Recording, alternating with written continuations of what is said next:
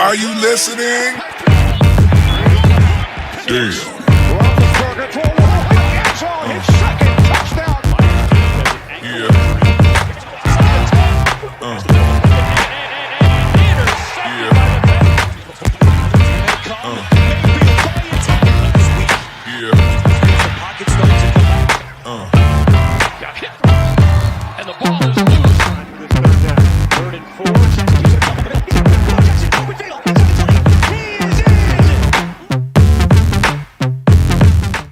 Welcome to another edition of AFC North Talk, presented by True Classic.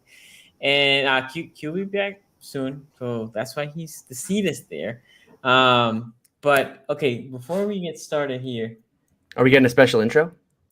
Well, I don't think he was getting. Hold on. Was Q in the winner's circle this week? I'm just checking to see if he was in the winner's circle this week. Are we getting a special intro from Q? Because that'd be. He was not. Okay. The whole alignment here is just pure standing. So Tony and Ace flip after this week. Yeah. But listen, I know Ace, you got a W. I know you got the official W, but I'm feeling pretty good right now. We'll talk about why. And big shout out to AFC North Talk super patrons Adam Holan and Dom Gazulo. You guys. Thank you for supporting us. Thank you for all patrons for supporting us. Thank you for everything you guys do, for believing in us and all that. And before I go with some super chats here, we have said this before. There's lines not to be crossed when we do the live chat. In chat. We try to pay attention as much as we can. Obviously, we're doing a live show. There's a ton of things happening. My guy from the Eagles here has always been a little bit, and he gets a lot of timeouts. Today I saw he basically talking about a person that passed away. So obviously that's a big no-no. Yeah. Got reported. We can talk. I mean, you can talk about Lamar. You can talk about Jacoby, Mitch, whoever. Yeah. Right. There's no shortage of trash talking on this show, but you got to keep it within the lines, and everybody knows what the lines are. You know when you're crossing a line. Don't do it. You will get either timed out or banned in chat. Yeah. So just a reminder. Okay, a couple super chats, and then we're gonna go with the first game, which is the Bengals. Because that was on Thursday. It feels like a decade ago. It does feel like a while ago. Yeah. I was like, wait, I remember watching this game because I watched it on Friday. I was like, but what happened? Anyway, I now remember what Cleveland defense was like before Garrett was drafted. I forgot how spoiled I have become. Yeah, Ditto TJ Watt. Yes. TJ Watt. The whole defense, the whole, not even the defensive line, just everything. Ravens' big mistake, not paying mostly worst front seven. But we'll talk about that soon. That was a weird game.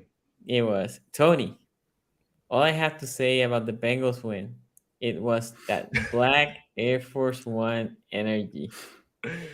I saw it. Wait, the Jets posted that, though. Didn't the Jets post it? The Jets posted it. Yeah, the Jets did that. That was a great troll. Jets win. Yeah.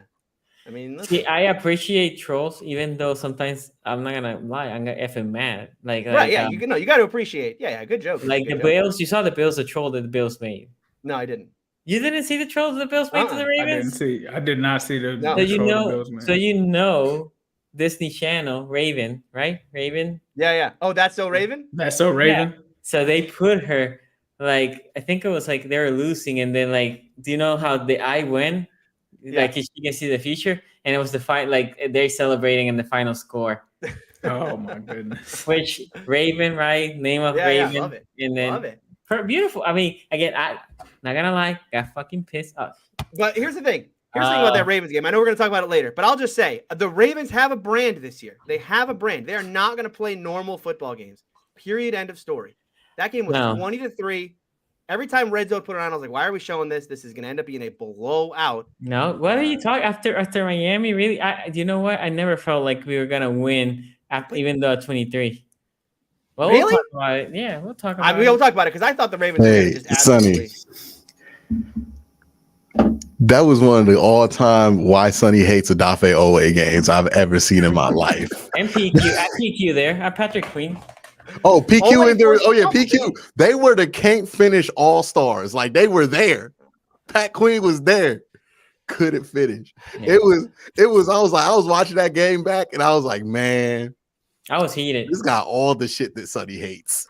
One thing, I mean, it is Josh Allen though. In fairness, it is Josh. No, but Yeah, but I mean, like, I get it if it's Pat Queen. Yeah. But Odafe, dog, come on, you wear 99. You're supposed to be able to get him. Mm-hmm. Like, okay. but Josh Allen is bigger than him, which is part of the problem with Odafe Owe. Yeah. Just announced $1 billion company Integrity Express Logistics will have the naming rights to the practice facility at Houday. Okay. No, not sure how much we get paid for that, but hey, I will take it. Every little bit counts. You gotta get whatever you can to get that Joe Burrow signing bonus done. Yeah, you know? I mean the Ravens get Under Armour. Under Armour does it for their practice facility, which for me was weird. Like, somebody sponsoring the fact, but every time somebody talks about the castle, most people say the castle, but the Ravens made an emphasis to tell you it's the Under Armour Performance Center. Yeah, they will make sure you know. Zap through a TD. Bailey Zappi. That's Zappy. Okay. Pickett. Mac. Oh, this is ridiculous. Watch out.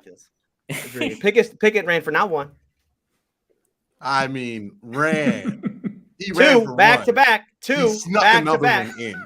Snuck one. And by the way, that was the middle finger to Ben, because you know how many QB sneaks Ben has run in his entire career? He never ran them. Maybe two in his entire career. And you would think Big Ben was so big, right? Like, I know. Ben hates it. Yeah, Tom Brady has always been good on that shit, which annoys me. You know who was good this week on it?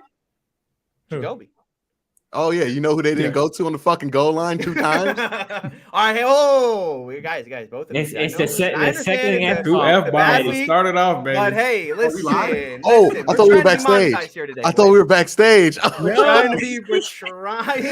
No. Oh, we're live, and we're live and in color. Let's at least keep it PG.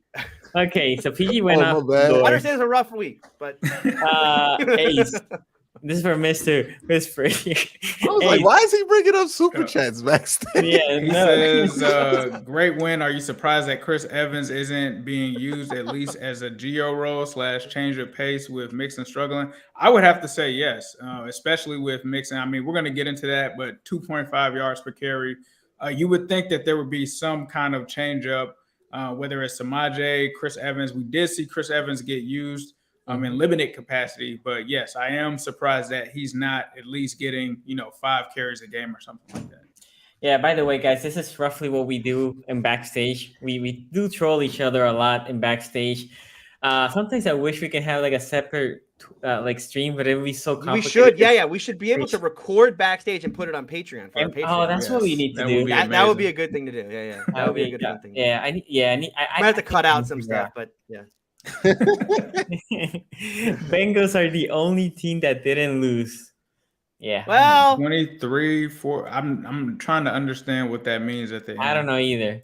23-4 or 20. I'm not sure. I'm not sure either. Didn't lose 23 or 24-20. Yeah, because the Steelers lost 24-20. And then the Browns and Ravens both lost 23-20. Gotcha. Yeah, true. Gotcha. Did any other team lose this year? Hold on. Did another team lose this year 23-20 in any game this year? Hold on, I'm trying to think. I don't know. It's so long ago. I don't remember. It feels like ages ago. I haven't realized it's almost been a month since Pittsburgh's won a football game. Yeah. We're going to probably go another. Steelers only got 1 sack. They still got Casey Hampton. What? Casey Hampton was a great nose tackle, like a legitimately great with a capital G. Yeah. Ace. I wish they still had Casey Hampton. Yeah. Not me. Ace, our fan base is mad every time we don't hang 40. Is it okay to say we have a defensive-led team right now? We will get there on offense today. Yeah, this is how last season started off, right? It was the defense really led the way. The offense kind of struggled, started slow. They really didn't get, huge games or huge outputs from that offense until like 5 or 6 games in. So we'll see. But I think the defense, if they can hold it up, that's going to be a major key for us this year. Baker's going full Baker. The NFL season is back. I saw them booing Baker in Carolina already. That boy Yeah, got you know, a and they don't even have a 15.4 backup. I mean, QBR. who even is PJ Walker still their backup? Because No, if no, no, not, no, no. No, they drafted the kid. Remember? no, Corral's hurt for the No, year. he got hurt. He He's got for hurt. the year, and then so is Darnold. Darnold's hurt. Darnold can start practicing this week. That's what I read. Well, he may have to. 15.4 QBR. Ooh, That's good. spicy. Pretty good. That's like most guys don't have games that bad. That's his average. That's his average. I was gonna say, okay, that's his average. That's his average pretty good. over 4 weeks. That's pretty good. Woo. He got like 20 balls batted already. Yeah, That's crazy. That's bad. That's when the Bengals when the Bengals offense clicks, watch out. Who they? Yes, sir. Let's see. By the way, Andrew Berry deserves to keep his job for like 3 more years for getting off that lemon before that thing blew up in his face. He could have paid that lemon. Oh my goodness. Tony, seeing the team struggle at 1-3, is it fair to say Ben did more than your fan base gave him credit for in his last couple of seasons? What was the Steelers' record after Week 4 last year? It was 1-3. It was 1-3. I mean, you know. Let's do this in 6 weeks. Yeah, exactly. I mean, I do think. Look, I mean, I think Steelers fans are pretty fair with Ben, right? He was bad last year, but he was clutch. You know, and so I think that's still a fair assessment. I'm pretty sure he made a pact with the devil. He sold his I mean, like the guy. You know, I don't think you're going to go back. Look at those wins that they had, even their bigger wins last year. I don't think you're looking back at those games and going like, boy, we really missed out on a vintage Ben performance. It was like we missed out on a vintage Ben drive at the end of the game, right? To beat Baltimore or, you know, to beat Cleveland. But it wasn't like he never put together a 60-minute of like truly a Ben Roethlisberger performance. By the way, I just thought of something. This is random, but Odafe was the one that made that tackle too, right? Yeah, he did. yeah. Put that salt there. Cute. Permission to ban Bengals steal here is somewhere across the English channel right now. 2008 Steelers defense better than the 2000 Ravens? No. They're not. This guy has got to be a Steelers fan because I don't know anything Bengals about the 2008 what is this? Permission to ban Steelers defense. Shout out to you. 2008 Steelers defense is I think 2008 Steelers defense is one of the more underrated defenses. It's not going to get talked about because it's not going to get talked about as like an elite defense. But they were like, I mean, they were an elite defense because they were number one in everything. And Joey Porter were good, but like, Joey Porter wasn't on that team. That was James Harrison and Lamar Woodley. But I was thinking, is that the Cardinals? That's when you guys went against the Cardinals. That's when we went against Cardinals. Yeah, Palomalu at the peak of his powers. Yeah. Harrison had the return. Yep, I remember. Well, that's when they did that weak move and put both of Larry Fitzgerald and Palomalu on the Madden cover. That's when they did. Yeah. Was Ike Taylor still on the team then? Ike Taylor was on that team. Brian McFadden, Deshae Townsend. Dude, that team was so cool. You know, the interesting thing about that team, because you think back to that 2013, 2014 Seahawks defense, they were going to win back-to-back, and they gave up a late drive to the Patriots and ended up losing that game because, you know, Russell Wilson throws an interception at the 1-yard line. Now, if that team had scored, if they don't throw the ball, if they run the ball with Marshawn Lynch, they score. Do we think about that Seahawks team as a truly like legendary elite defense that won back-to-back Super Bowls, even though they did give up the drive, right? The Steeler defense, same thing. They gave up a drive.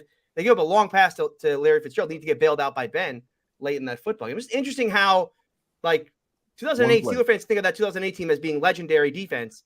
But, you know, one offensive drive kind of changes our perception because the perception of that defense could have been that they choked late in the game by giving up that last play to Larry Fitzgerald. I mean, to be honest, all I remember from those Steelers team is those defense carry your boy. Is the hit between Ryan Clark and Eli Manning carried those two teams to the Super Bowl championship, and then Big Ben got carried.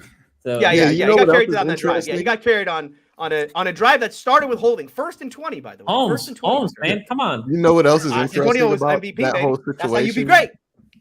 Is that when we talk about the Ravens like being this great defense, we always think of Ed Reed and Ray Lewis, but their best defense was without Ed Reed. Yeah. Ed Reed wasn't in that 2000 defense, but that 2000 defense, man. Deuce McAllister. Yeah. That 2000 Ravens defense. It was nasty. I mean, that offense did not score an offensive touchdown in 5 straight games, and they won 2 of them. They won 2 of those games, and in the 3 games they lost, They gave up an average of 11 points per game, that 2000 Ravens. See, sometimes I catch myself because I grew up and I watched a lot of Ed Reed as a kid, like prime Ed Reed. And I'm like, Ed Reed, I feel like he was better than Ray Lewis. Then I put on that 2000 tape, like, oh, no. Prime Ray Lewis was something different. Yeah. They did have an easy path. What was it? Ed Hartwell, and they had some linebackers too. Yeah, I mean that team was stacked. Yeah, but they Peter Boulware. That's what I'm thinking of. Yeah, Peter Boulware. And then Goose Saragusa. I mean, on the front. I mean, that team was just. Was that Chris McAllister, corner? Yeah, he was one. Yeah. Yep. Anyway, but they did have a super easy path to the Super Bowl. They had to face the backup quarterback in the AFC Championship game. I mean, a lot of asterisks. Then they played Kerry Collins in the Super Bowl, so a lot of asterisks on that one. But shout out Bengals. You see the post game Baker did classic interview. I didn't.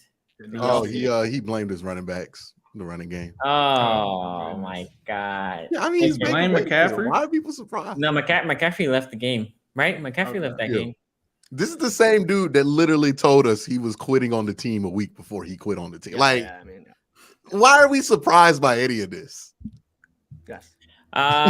Simmons here says, I love this pod.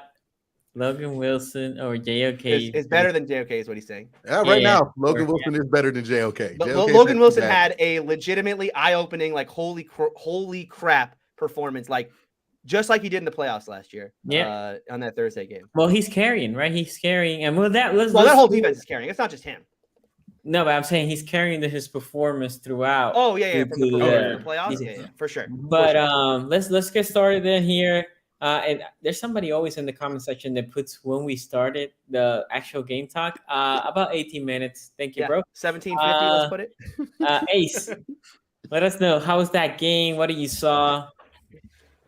Yeah, I think for this game, it was one that I was kind of waiting to see how they would kind of play against a Miami team, right? Miami's got all this hype. They've got this offense. They've got two scary guys on the perimeter. You talk about Tyreek Hill. You talk about Jalen Waddle. And so for me, it was like, all right, how are we going to contain these guys? Offensively, I wasn't really worried because, they don't have a Micah Parsons, a TJ Watt, or anything like that. So I figured offensively we'd be able to do some things.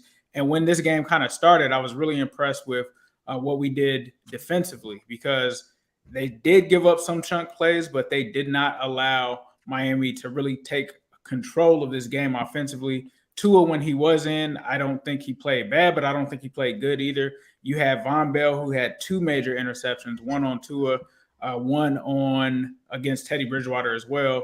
And I thought that was a key because a lot of the talk was, Eli Apple and Tyreek Hill, what's going to happen? He's coming after him. And Tyreek Hill, I will give them credit. He was definitely a part of their game plan. And I definitely feel like smart coach or nerd coach, as Tony calls him. Nerd boy. Definitely brought his A game when it came to it. From an offensive standpoint, I was getting somewhat frustrated with the creativity from Zach Taylor. I did like that we did go out and score early, but some of the things that I was seeing, especially when they were running cover two, it was like, hey, just look at what the other offensive coordinator is doing against those same looks and try to bring some creativity to it. That was the only negative, I guess, aspect of it. But once they got rolling in the second half, I think T. Higgins was a major key to this game because Miami was doing things where some people on Twitter were saying there were times where they put 3 to 4 people on Jamar Chase, right? And I've always said, T. Higgins is pretty good too. A lot of people talk about Joe Burrow and Jamar Chase. A lot of people forget about T. Higgins, but T. Higgins is really the key for this offense because when you do play Jamar like that, it opens T up. And when T starts going like that, it forces other defenses to not be able to play Jamar like that, and that ends up opening things up. But this was just a major game for T. I mean, honestly, he really made a mockery of Xavier Howard in this game. We saw him do stuff like that against Jalen Ramsey in the Super Bowl as well. I don't know if Xavier Howard was hurt or what was going on, but anytime he was on T. Higgins, they just really took advantage of him. And this was just really a coming out party for T. Higgins. And I think we've seen, 2 games in a row from T that have been pretty strong. Offensively, though, the other thing that was really a negative for me, the run game, it just was non-existent in this game, non-creative. It looks like the same in every single game. I mean, it seems like people know that the run is coming. They get stopped right at the line of scrimmage. Joe Mixon just isn't hitting the holes. He's struggling. And it just seems like they're just force feeding it to him, even though they know that it's not working. The one thing that was concerning to me is that they didn't pivot away from it. They just kept kind of forcing it. They're going to have to do something and make some adjustments there. I don't know what it is. I don't know if it's the offensive line. I don't know if it's Joe Mixon. I don't know if it's the bland play calling or the type of runs that they're doing there. But something's going to have to change. But I really like how this team stood up to adversity, especially starting this season 0-2, coming into this game on a Thursday night football. I feel like the crowd was into it. That was the thing that made me, I think, the proudest, was seeing that Paul Brown Stadium, or Paycor Stadium as it's called now, is definitely now a harder place to play on the road. And seeing them cause Miami to have penalties and things of that nature during the game, delay of games and things like that. The energy was just on fire. They came out and did what they needed to do. I was upset with Zach in the first half. Love what he did in the second half with the adjustments, especially to the formations, different packages. We saw some more bunch. We saw formations with T. Higgins on the same side as Jamar Chase. So I like the creativity. And then also Hayden Hurst, we've also all talked about it in the offseason, had a little bit of a minimal role, but still had the game-winning touchdown. He's a guy that can be a weapon for us. But the defense, man, the defense for me in this game really did it with Von Bell. I think he was the MVP of this game. Logan Wilson had some key run stops. Just the way that they were playing on defense was electric. The offense did enough as well. We'd like to see the offense get more consistent, but overall good win, and you're back in the thick of things in the North after week 4. Before we go quick, go ahead. I was going to touch on something Ace touched on, because he talked about the crowd. Did you guys feel bad for the two? There's that shot where it was like the end of the lower bowl, and there's those 2 Dolphins fans. This is after they do the game clinching touchdown, or it was after the interception, and there's those 2 Dolphins fans and like a sea of Bengals fans just sad and. Damn, that sucks. Why go to road games? Yeah, Why exactly. go? I say this all the time. Why go to road back games? to the tunnel, because they close the escalators, right? So you have to do the slow, slopey walk. Oh, It sucks, man, on the road when it's just you and a bunch of happy ass fans around you. You know yeah. what I mean? Actually, I don't even know what I'm talking about. I'm going to the Miami game for the Steelers in like 3 weeks. So We all live the road game. You'll see me. I'll be that guy. You know I'll what I be mean? sad Like, pony. Just we Charlie all live Brown. it. Like But it's great when you win. You were there. Yeah. There's nothing like it when you win, especially like if it's an upset. Oh yeah, there's nothing like it. I've never been to a road game. in the I likely event that refuse. you lose. Oh, road games are tough, bro. Road games, especially if you lose, they're bad. Ace, do you know what Fang is talking about here? Obviously, I'm assuming this is something talking about Bengals circle. Yeah, there is something. Yeah, I So saw this. a lot of people are talking about this. I think I actually saw this on Bengals Reddit. A lot of people were looking at certain plays with Joe Mixon, and they were saying that he kind of has a tail, whether he's like, it's the pre-snap. I think it's whether he's leaned over or something, like standing straight up. Depending on what he does from that determines whether or not he's going to get the ball or not. And a lot of people are theorizing he's kind of tipping off the defense, that they're reading that and saying, oh, he's going to run it on this play, or hey, it's going to be a pass on this play. So Yeah. there have been a lot of people talking about that. I haven't been able to look into it myself. I haven't been able to get word to Mixon about that. I don't know if it's a real thing or not, or if it's just internet nonsense. I'll have to look into it myself. But that is, as a former football player, just at a high school level, those are things that you do look for. Like as a defender, you kind of look at offensive skill players and see if they do something. I know me, when I played corner, I would look and see if a wide receiver would do this with his fingers, because sometimes if they do that, they may be getting the ball versus pass blocking. So there are tells. I'm not sure if this one is legit. I'll have to look more into it, but I can see what people are saying about that. But it's not like right as the ball is snapped, right? Because Ben used to have this thing where he would put one step back right as he took the snap. And it was like, this is a big tell. It's like, all right, but it's right as the snap. So it's not like the biggest tell. But Mixon is like, it's how he lines up, period, right? Not just it's how he lines up. It's like when he's lining up in the backfield, they're like, oh, okay, if he's leaning over a little bit, he's gonna get it. I think if he's standing straight up, he's not getting it on that play. Because you can actually check into stuff given the case, right? When it's right next to the snap, you might not fall for a play action. It's just like, okay. Yeah. But it's so funny, the Ace's example. Sometimes when wide receivers come over, you can tell they're getting the ball because boy, they're running that motion hard. Like Q, what do you thought about this game? I thought this is more on track with, like, the Bengals were able to get those big plays, right? That's been the problem. That was the problem in the first 2 weeks. no big plays. They were able to get the big plays. We know about all the other issues with the offense. Again, this is a question of, hey, how often is the limitations that Zach Taylor provides this offense, in my opinion, going to limit you from putting up points versus the sure explosiveness that you have with what's on roster, able to just overcome that or just win out of it. And, you know, I don't want to be too mean to Zach Taylor. Sometimes he does do things that does help towards that. But, you know, it was more of like, okay, they were able to get Jamar Chase that big play at the end of the game. I'm pissed he didn't score. And by the way, no help from my wide receivers this week on fantasy. Just absolutely, just brutal. Just Stephon Diggs, 10 points.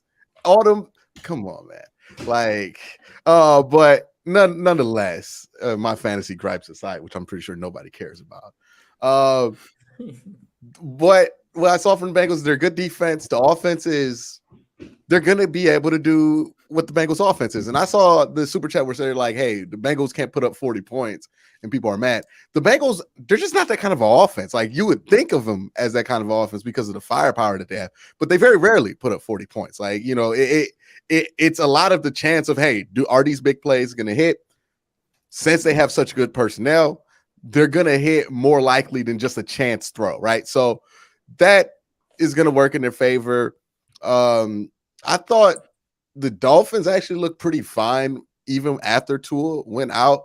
I don't think there was that much of a difference in difficulty for that defense. So I do think the Bengals were pretty good there. Look, the Bengals, I think of all the teams in the North, especially after watching this week, I think the Bengals are the one team, because they have everything right now, that if somebody runs away with this division, it ought to be them. Because I look at the other teams, and I mean, like, Pittsburgh has obvious problems, right? Like, it doesn't go without saying. Baltimore, I think, has obvious problems at this point. I think we've been talking about some of these problems for like a year now. Yeah. And then Cleveland has problems also, quarterback not coming back till December, right? That whole situation. Myles Garrett, when's he going to play again? Jadeveon Clowney, when's he going to play again? You know, those things lingering above, can they even be at 500 by the time that December rolls around for that, right? The Bengals are in a position where they should win this division. They're gearing up to look like they're going to be in that spot. Now, I don't know how much tougher the schedule gets for y'all going forward. I would assume it does. It gets tougher for everybody. But yeah, I think the Bengals are looking more like what we saw, not in the playoffs last year. They're not playing at that level, but they look like what we saw last year around this time.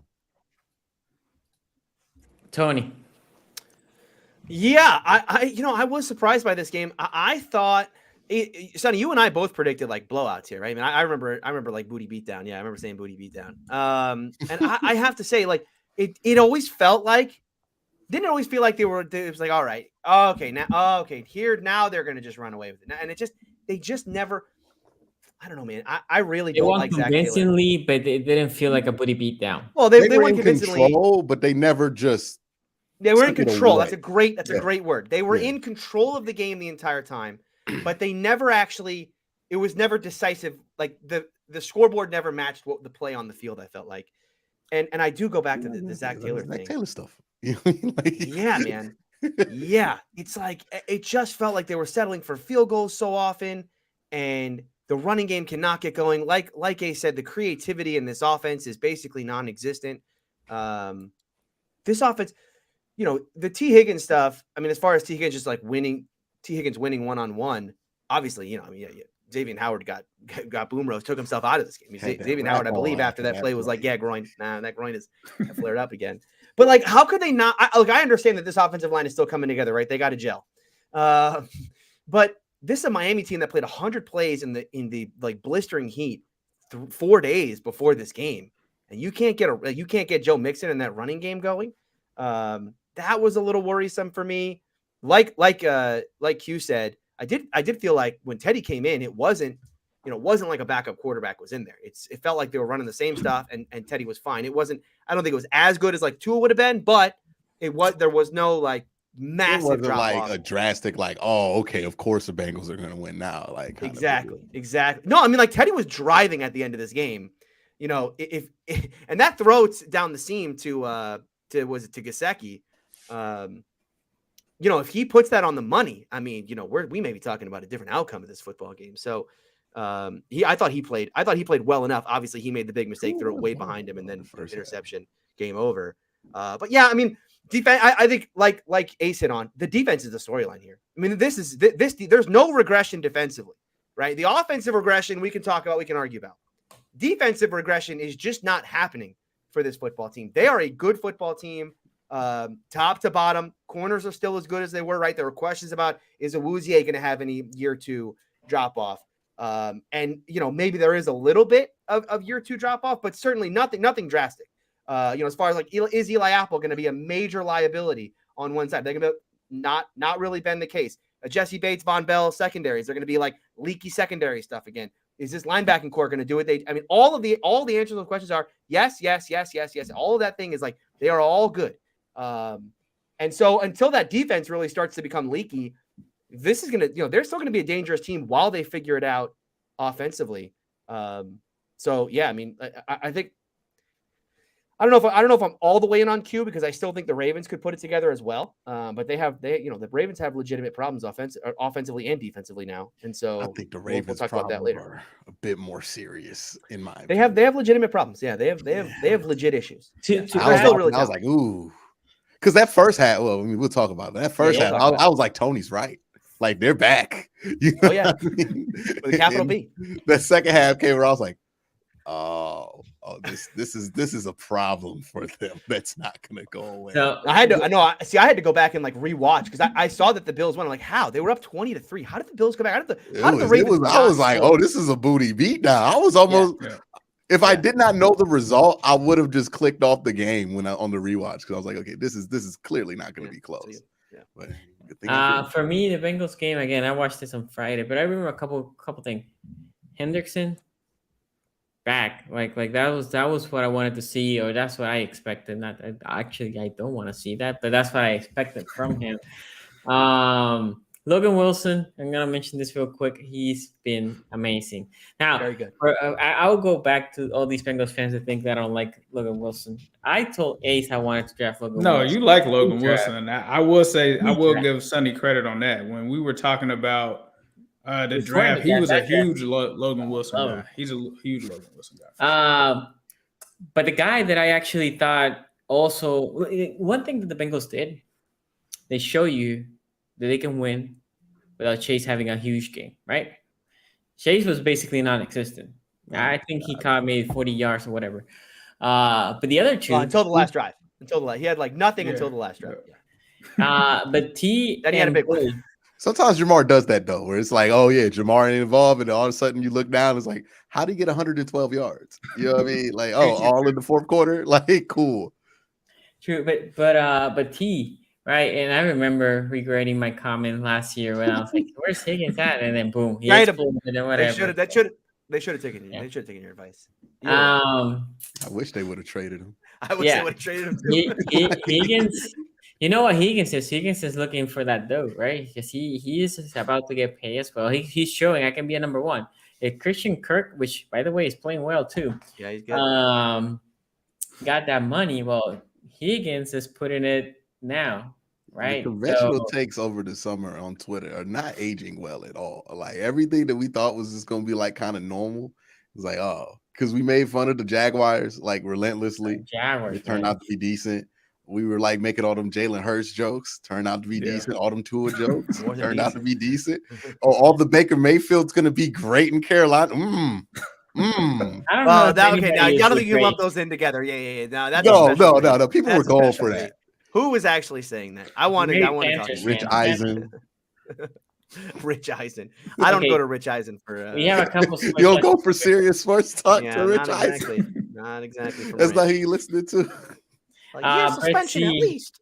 Betsy here says, Ace, you say you're surprised the Bengals fans were loud and annoying. As a Steelers fan, that's always been my experience.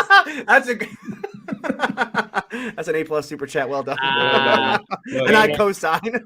Raymond Ron here says, Tony, I was what's gonna be that? an asshole on Thursday when they posted like this is the biggest crowd we've ever had. And I'm like, this is a Sunday for the rest of the North. But I was like, well, let them have their moment, you know. I know they all wore white too. I mean, it was It was really cool. It was a was white out. Like that was a moment in Cincinnati Bengal history where they kind of caught up to everybody else. But you know, it's wow. Tony, was it that always Steelers D that struggled against rookie Flacco in AFC Championship late pick six? Only recent score looked like a blowout. Did they struggle against Flacco? The late pick six. Hold on. Put that back up. Put that back up. Guy, Raven Ron. I want you to read the second sentence you wrote. Then I want you to read back that first sentence you wrote. And make sure you. Pick six. The only reason the score looks like a blowout. Did they struggle? Did they struggle against Flacco? They got a pick six late. Wait. I don't think that was First of all, they scored 13 points in the game. The Ravens scored 13 points in that game. Was it a fumble? It wasn't that the fumble, Palomaro fumble thing? Was that a way? No, that was Palomalo pick six when he cut across the field. Oh, okay. No, but then he did it again in another playoff. Remember, he fumbled. It was strip fumble on Flacco. That was a different. Was that a play? No, that wasn't a playoff game. That was regular season. It might have been the same year. Actually. I remember hating my life in my dorm room. That was a different year. Lamar strip sacked. Woodley strip sacked him? No. It was Palomaro. He came on a blitz. Yeah, I'm thinking about a different play. I know the one you're talking about. I think that was a different year. That was maybe in 2010. There's so many. I want to forget about it. So many times. Yeah, so many times, really. Yeah, unless it's 2012, it probably happened. You know? Ray Rack here says, even when the Browns lose, I know I will get heel Q in his post-game show when people send in awful super chats about it being all the coaches and all the scheme's fault, not the players not playing well. Well, I mean, they got to fire Stefanski. No, they got to fire Stefanski. No, I pointed the finger at Stefanski. Like those play calls in the goal line were bad, but as far as like people wanted Joe Woods fired after that game, and I'm like, dog, the front seven was just sorry. Like there's nothing you could do about that. Like Isaac Rochelle took 200 snaps. Like I don't know what we gonna do if that's the case. Like you gonna get ran on, dog. We had Ruckus front seven right there. Like it was just bad. Lewis with 179 pounds. Joey T. Logan, best consecutive picks in the draft. That was an amazing draft for the Bengals. Pretty good draft. That was a pretty good. That's one of those. That's one of those franchise cornerstone drafts. It's like when the Ravens got Jonathan Ogden and Ray Lewis in the same one. Or when the Steelers got TJ Watt, and they just got TJ Watt in that draft, right? Well, they got TJ, they got Juju, they got Connor. It felt really good. It felt really good for like 3 years. It's like the Baker Denzel Ward draft and Nick Chubb. We're like, we got the three cornerstones. Well, actually, we're in year three of listen, maybe T ends up being overrated and Logan ends up just completely flaming out. Either way, I think it's too late for that. For T. No, it's year three. No, it's year three. We're in year three. It's the same year. Like T been good for like 3 years. Like this hasn't even been in question. Juju first couple years, man. I mean, the second year he had 1,400 yards. This is year three. First year for Juju. Oh, we're in the middle of year three. And Juju had one good year. Juju had one good year. We talked. That's when we started the show. Opposite of Ben. Opposite of Prime AB. Yeah. Oh, Prime AB year two. Yeah. Prime AB year two. He had 1,400 yards. It was. I mean, Juju was unstoppable. Here from Ray Rax here says Dolphins just couldn't convert on third down, being 2 of 10. But the Dolphins outgained the Bengals on 3 less plays. The Bengals D play well enough. If the D has that's what I think the Bengals defense soon, this team will be in trouble. That's why I think the Bengals defense is good. Because like if you look at some of these overall numbers, you can be convinced that they're not as good as people say they are, but they're really good on third down. Like they get off the field, right? Some more talent, the Browns, more talented defenses have issues getting off the field. They just get off the field on third down. And that's you give up field goals, you do whatever you want. You get off the field on third down, you're gonna be a good defense. I agree. Yards lie to you. Efficiency. Anime Tree here says Baker again saying he doesn't like booze. Well, that's soft. Super Bowl 43 Pitt might be bound for that thanks to 43. Yeah. Troy Polamalu. Yeah. They won Super Bowl 40 and 43, Okay. And with that, before we move to the next game, let's play some Bills How insane was that? Ed Of course, Reed, we got to tell you about our friends over at Manscaped. Football is back, baby. We're back to seeing Mahomes sling the beautiful balls all over the field. And your friends at Manscaped are here to help you sling your beautiful balls all season long with Manscaped's state-of-the-art tech. We'll have your weapon looking more loaded than the AFC North. Football may be rough, but your ball care doesn't have to be with Manscaped. Join the 6 million men worldwide who trust Manscaped by going to manscaped.com for 20% off and free shipping, but you got to use our promo code AFC North Talk. That's AFC North Talk, all one word. Meet the best value bundle yet for Manscaped's Pocket Rockets, the Platinum Package. At quarterback, the Lawnmower 4.0 trimmer, a wily vet who makes sure the unit is running smooth and scoring nonstop. With proprietary advanced skin-safe technology, the Lawnmower limits mistakes and protects the ball. At running back, the Weed Whacker ear and nose hair trimmer built to bust through all the right holes. A hairless nostril just helps keep a nose for the end zone. On the offensive line, we have our unsung heroes, the Crop Preserver Ball Deodorant and the Crop Reviver Ball Toner, the Trent Williams and Corey Lindsley of Sack Protection. At wideout, the cleanest duo in the league, the Ultra Premium Body Wash and Ultra Premium 2-in-1 Shampoo and Conditioner. With their rugged scent, they attract both the ball and all the ladies in the crowd. At tight end, the product that makes your end look tight, Manscaped's anti-chafing boxer briefs, a dedicated jewel pouch to help increase ball handling, and a cool, steady vibe thanks to their moisture-wicking fabric. On defense, there's only one thing you need, the aluminum-free, ultra-premium deodorant with refined quality. It keeps the sweat and locker room scents from making any ground. To top it all off, we're going to throw in the best coach in the league, the Shed Travel Bag as a free bonus, built to hold the team together. This travel size bag has a fumble-resistant zipper. It's got to be a Super Bowl winning roster, but don't take my word for it. Head on over, manscaped.com, and get 20% off and free shipping, but you got to use our promo code AFC North Talk. That's AFC North Talk, all one word. Okay, so we have a couple of super chats, and then we're going to go with Q here to the Browns game. Tony, what are you talking about? Joe Flacco was 13-30 for 131 yards with 3 interceptions in that game. Was that really a stat line? I'm assuming he looked it up. Charlie as a defense looks like need to apologize to that guy. Listen, I look. I will agree with him in this way. That game was far closer than any Steeler fan wanted it to be. When Flacco, he was 13 of 30 for 3 interceptions, an average of 4.7 yards per attempt. Q, you're muted. You're muted, Q. How much did they win the game by? 9. 17. Oh, 9? 9. They got the pick 6 at the end. Oh, okay. Still an offense. They are overrated. The Oviedo offense is not overrated. It's not rated at all. It's one of the worst Steeler offenses of all time. Was that Fast Willie Parker? Trash. They're one of the worst offensive. You think Willie Joe Parker. Burrow's Willie offensive Parker. line I was haven't bad? heard that name in ages. Yeah, Fast Willie Parker. Fast Willie.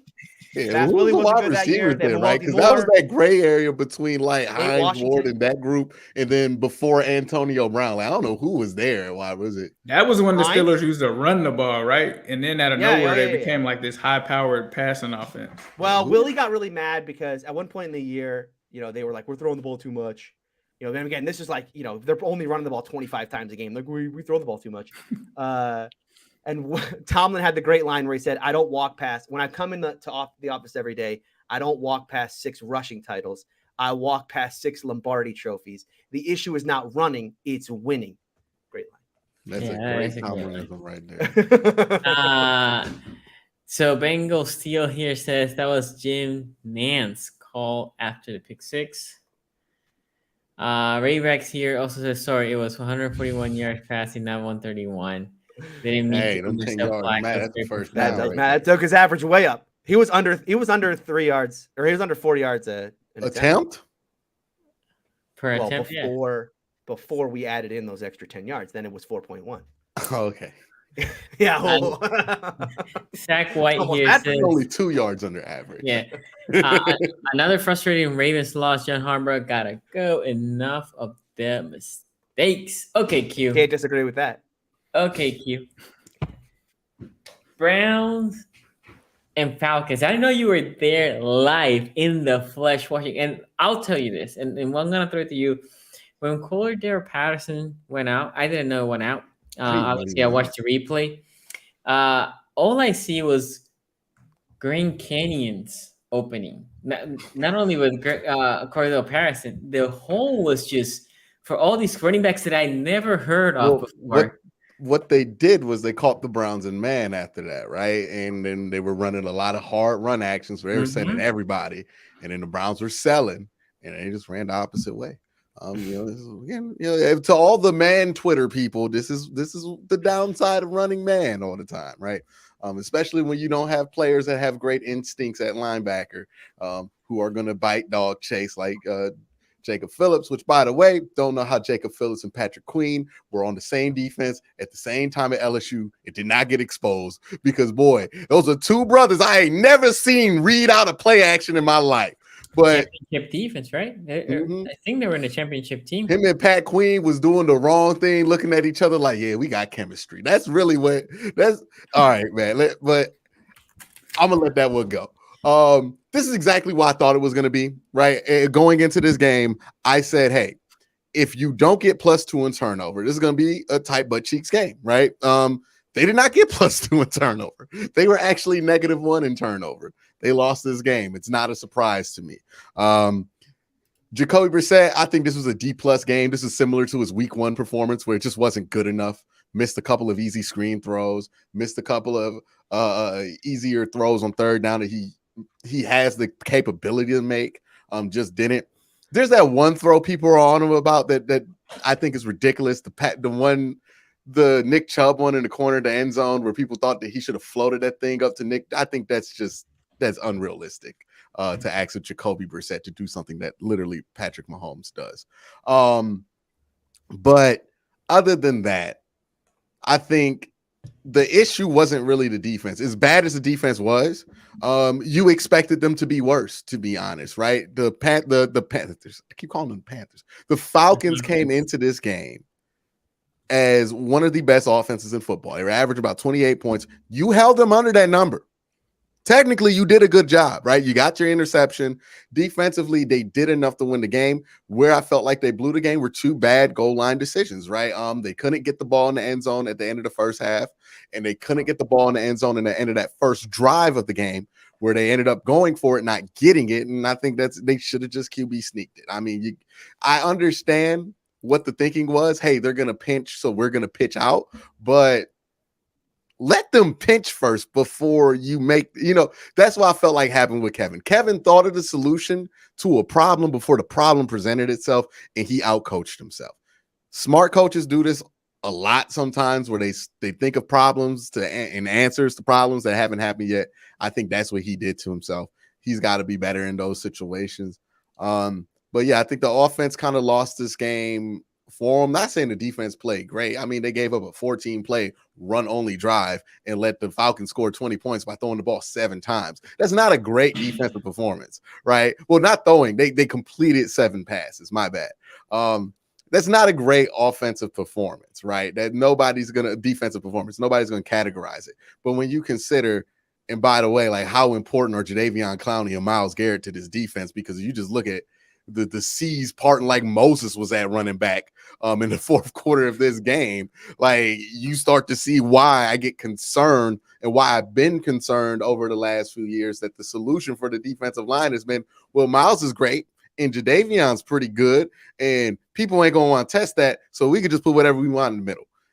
That damn broke, right? The duct tape burst on that whole philosophy. And we saw what happens when you just say, hey, Myles and Jadeveon going to fix it. We're going to leave everything else in the inside, because it's one thing to not be able to get pressure. It's another thing to not even be able to get past the line of scrimmage when it comes to penetration on the defensive line. Like they were getting pushed back 3-4 yards. Tommy Togiai consistently I saw 93 butt out there in the second level every time, getting washed off the ball, not being able to do anything. I know people want to blame it on scheme, but scheme does not solve your inability to win a one-on-one battle along the line of scrimmage.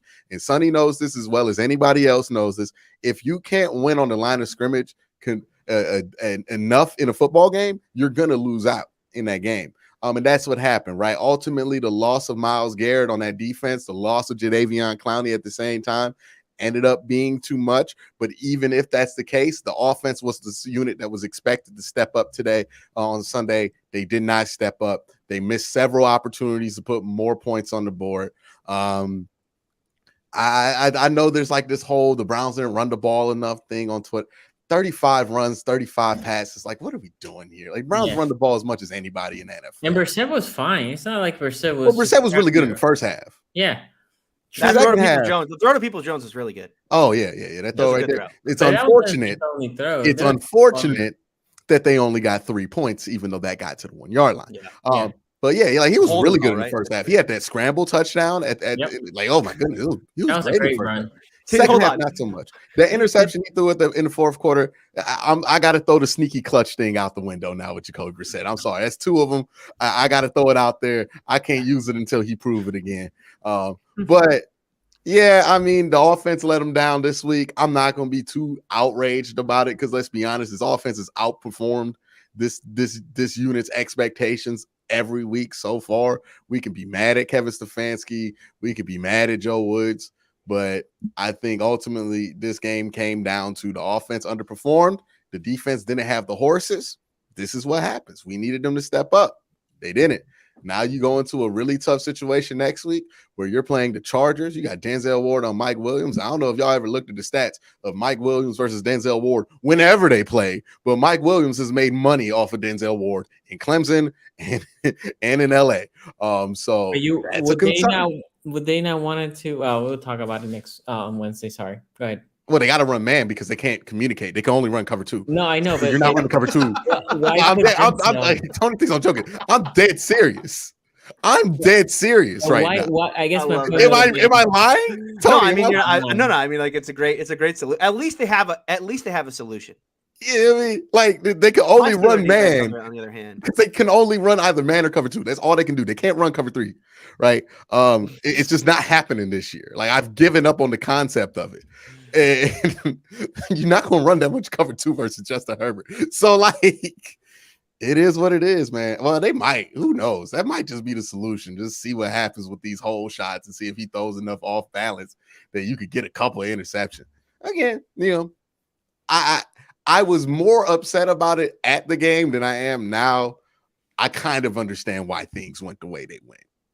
And then those Falcons fans can be a little obnoxious. I know that they were like 2 weeks off of like that embarrassing loss to the Saints, so they were just relieved. You know what I mean? Like they weren't there like doing what the Falcons do. None of that. They were just like, you know what? We got this one. I'm happy. Q, what do you think about PFF grading Denzel Ward 90.8, but Jordan Elliott is the second worst graded D tackle in the NFL? PFF only in grade. Front of Tami Togiai. Yeah, DB PFF grades are notoriously fraudulent. All. Sorry, he meant to say all. Sorry. Yeah. They're always fraudulent. And look, the thing is, when you have 7 completions in a football game and PFF only grades per target, Denzel Ward got a 92.8 off like 3 plays, probably, right? Like, and one of those were. Did it really only grade by target? Yes. Yeah. I'm definitely coming over to the dark side and that is so acknowledging that is the anti-PFF when stuff. you realize that, though, Tony, it makes a lot of the Minka Fitzpatrick grades make sense. Yeah. But I don't really understand why he got a high grade in this game against the Jets. I guess he didn't technically get targeted, but I don't know. He probably had one. Burrow got sacked once, and our offensive line got worse grades than like the game that he got sacked like 6 times in from PFF. There's either been a formula adjustment or a formula needs to be adjusted, but they have not been great this year, in my opinion. The formula that they use is just people watching the game, right? Yeah, it's interns. But they have rules on what they can and cannot grade, right? Which is where some of this stuff is coming into play. So that's and what they can and cannot grade for. And then again, who knows who the hell's grading these plays too, which is a question. Yeah. But so it's been questionable this year, more so than years past. And then Tommy Togiai and Jordan, they've been this for like years.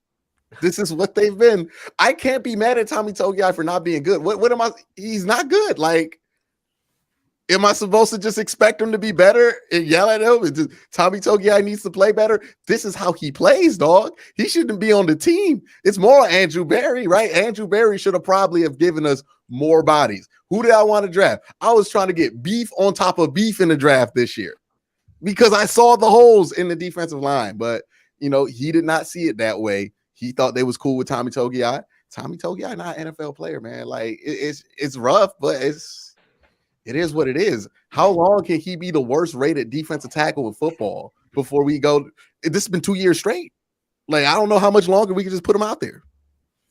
Tyler here says, thank you for the quality content, boy, especially Q. Shout out to Human. Thank you for that. Okay, I will say this. As I was watching the game, I said that the creators of lanes were opening for the running game. Cordell Patterson, every time he rushes the ball is weird because he's so tall, right? It just feels weird that he's playing the running back role. It's like an odd running back. I was surprised with Mariota. Mariota surprised me. Although when he threw that pick, I don't know the name of the coach. Surprised you in a good or bad way? Good. Like he was throwing some pretty good passes. But when he threw the pick, the coach from Atlanta said, "You know what? We're just gonna run it." I think they just run it like I don't know. It looked like forever. It looked like they didn't even attempt it. Well, like run, and they were having success. They finished with a touchdown. Yeah. When Cleveland came back, and they were winning the game, right? The Nick Chubb touchdown. I thought, okay, this is it, game over. And I was I saw the Falcons stopped them for a field goal. Okay, right? They tied the game, and I'm like, okay, well, Browns, right? Here you go, Browns. Go ahead. Yeah. No, I mean they couldn't do anything at that point, and then the Falcons came back and won the game. It was funny because in that last play where they scored the 3 points, we've been saying, well, the Browns are having these problems. People are going over the top, right? But no, they went so deep, and that whatever completion was, it was like a 40-yard throw. They were so deep that the guy, the Falcons receiver, was just completely up. There was no brown jersey when I was watching this game. You're talking about that's the play I was wondering about. That was a broken play, yeah. So Jacob Phillips, you can hear his name a lot. That's unfortunate. He played bad, but he pretty much abandoned his spot because he was trying to make a play on the quarterback, and then you had Isaac Rochelle, I believe, went inside leverage and forced Mariota out the pocket. Why? So he forced him to roll out. Ends up being a broken play. So that coverage got busted because the linebacker. That happens all the time in football, but it doesn't make it good. But I was just surprised. That wasn't like, oh, we don't know if we're in cover 2, cover. No, I know, but I was surprised because it looked like safeties or corners were behind there were some receivers over the top, right? But there's the one dude of Atlanta was there, just sitting pretty, like I'm here. He's not the deepest guy. He was like in between. There was a game play well behind. There was a game where Mariota was right near the line of scrimmage, and then there was this dude there, just like I'm here vibing. And then the Mariota sees him like, oh, what dude is there? And obviously that ends up being the play for the game-winning field goal. I don't know. I mean, we talk about the Browns. If the Browns can be 2-2, right? We said like if they're 2-2, they're looking good. Preferably 3-1. 3-1 will be giving a leg up. And 1-3, right? So they're 2-2. But it feels weird, right? I'll talk about my Ravens too soon. But it feels weird because this is a game that after beating the Steelers, after losing a tight to the Jets, it didn't feel good. But you're like, man, that should have been a game, right? You feel like, okay, we should be 3-1. But 2-2. By the way, I have to say, I'm gonna just pat myself on the back, but this is also credit to Ace because Ace was the one that said pick it, and I put it in the title 2-2 and pick it.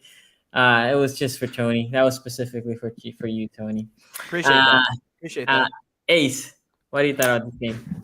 Yeah, you guys brought up a lot of the stuff that I kind of saw in this game. You talk about the turnover battle. That was something that I thought that the Browns would actually win in this game, because coming into this one, they were number one in the league, and I felt like they would be able to try to force some turnovers.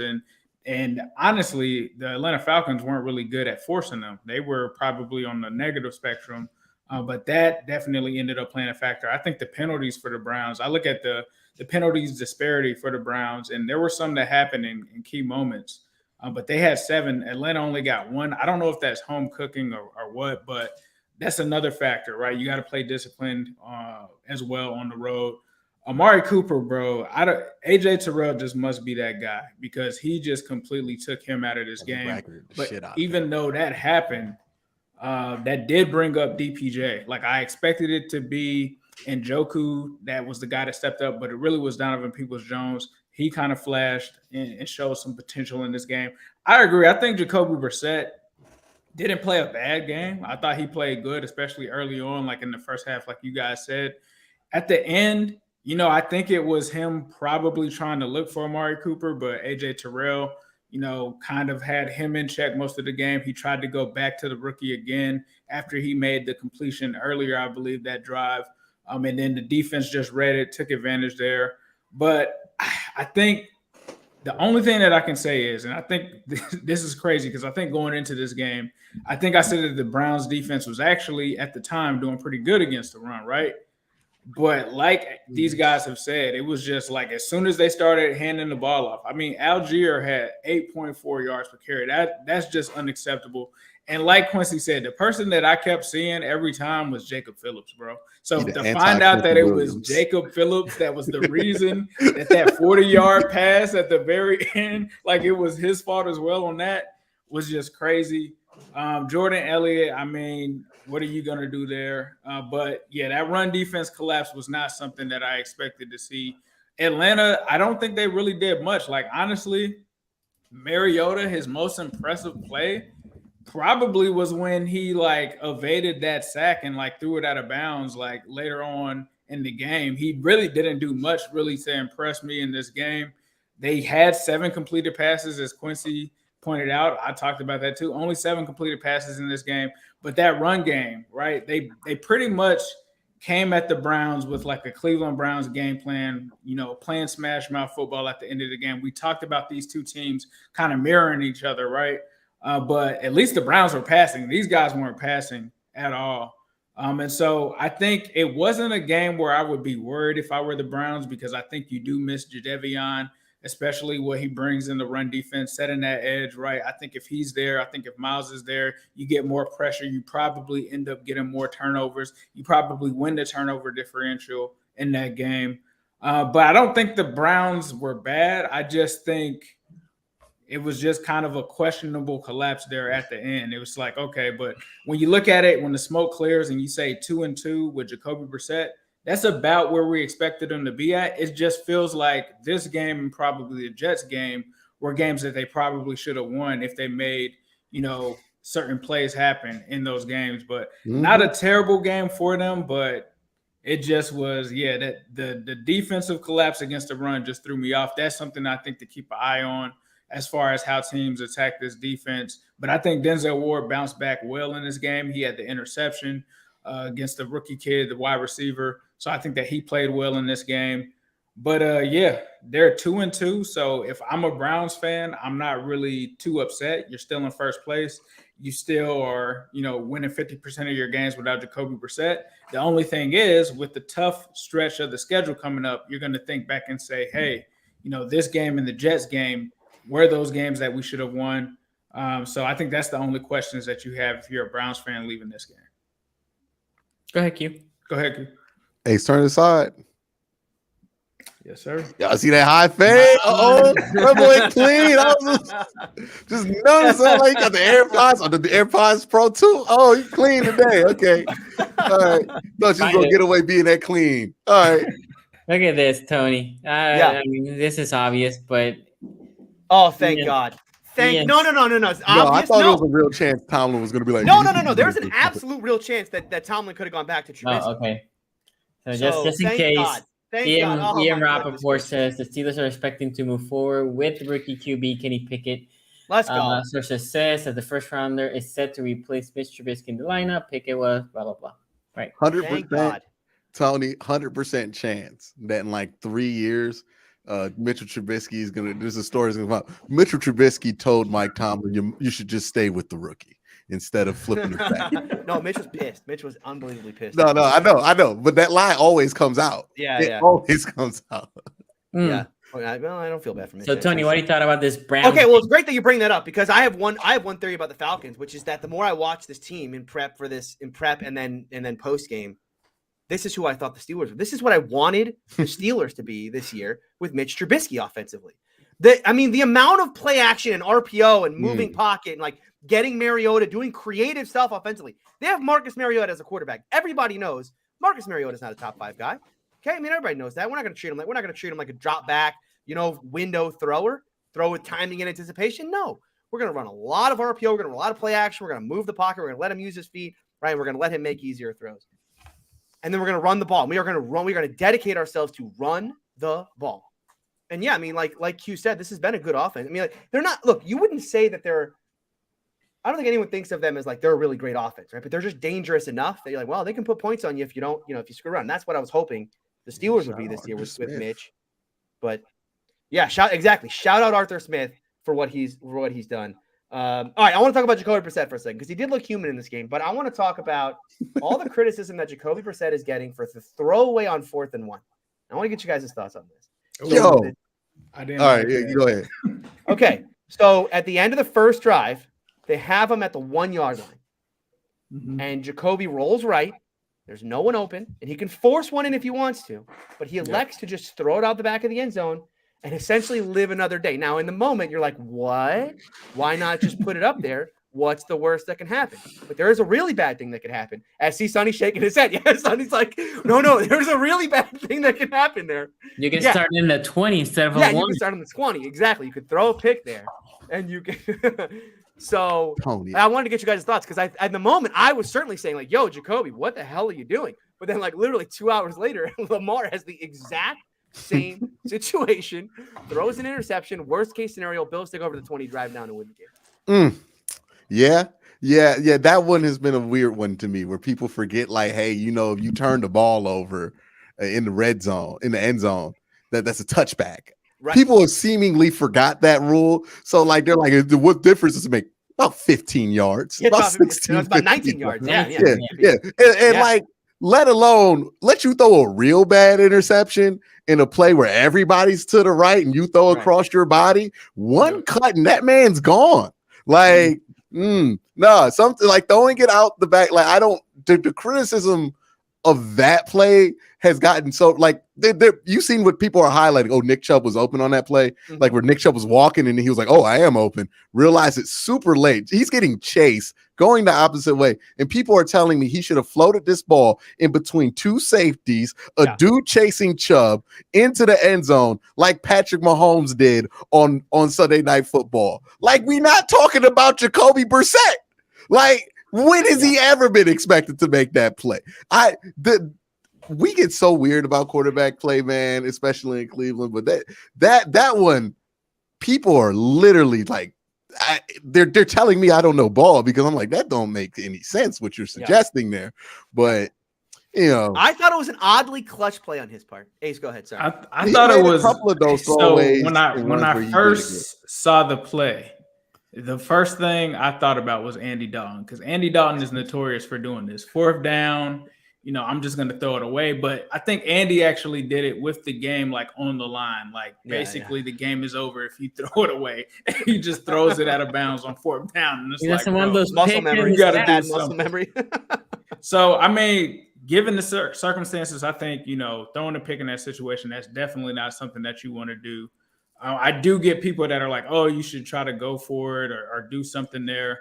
But like they're saying, if it does end up a touchback or even worse, a 99-yard interception return, then I think you have to think about it. I mean, for me, the fact it kind of happened a little earlier in the game too, right? It wasn't too late. It was literally the first drive. It was literally that was the first drive. of So game. if this were in the second half, maybe fourth quarter, sure, like take a chance, do whatever you can. Let's say it's late in the fourth quarter. You're tied. About 6 minutes left. Under 2 minutes left. I mean, I'm going to talk about that one, but I mean, if in that situation, given the circumstances, I'm not mad with him throwing it away. Yeah, let's go to some super chats. I think Tony was trying to take a dig on Tony me. was I actually wasn't.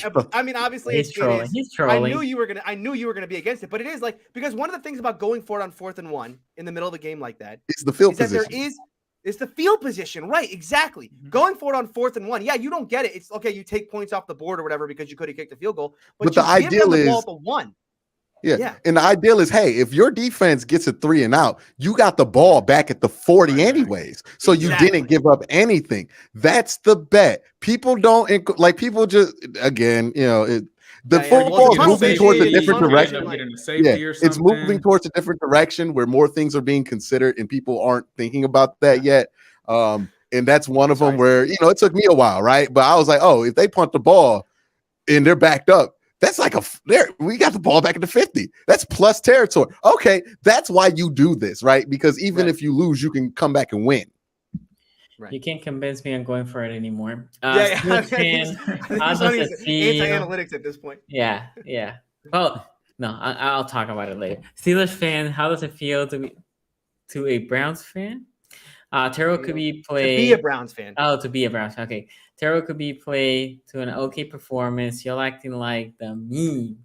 That's why he's. No, they just happy to not have to watch Mitchell Trubisky though. Yeah, I mean, listen, I went to bed last night so sad that they lost to the Jets and this team's going to be friggin' terrible. And then I woke up this morning and I went, oh, I never have to talk about Mitch again. I never have to talk about Mitch again. Wait, I understand what Steelers fans are going through because I did the same thing in 2014 when we were playing Josh McCown over Johnny Manziel.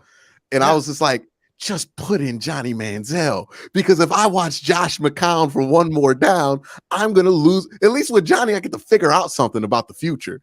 Like with Josh out there, it's pointless. You know what I mean? I get that. Yeah, I said it after last week's show. Like, I don't know how you guys do this, where you're watching like a team that's basically in a holding position while we're spinning our wheels. There's no future with Mitchell Trubisky. When Steelers fans were telling me like, oh, the offensive line is too bad to put him out there, I'm like, dude, Mitch Trubisky is not the answer. Throw Kenny Pickett out there, see what you got. Ray Rack here says the Browns not having 4 stars in the front 7 doesn't just make you start worse players in it. Also doesn't let you sub out as often. It looks like the guy was gas. We signed Greg Logan off the street and he was getting like good amount of snaps this week.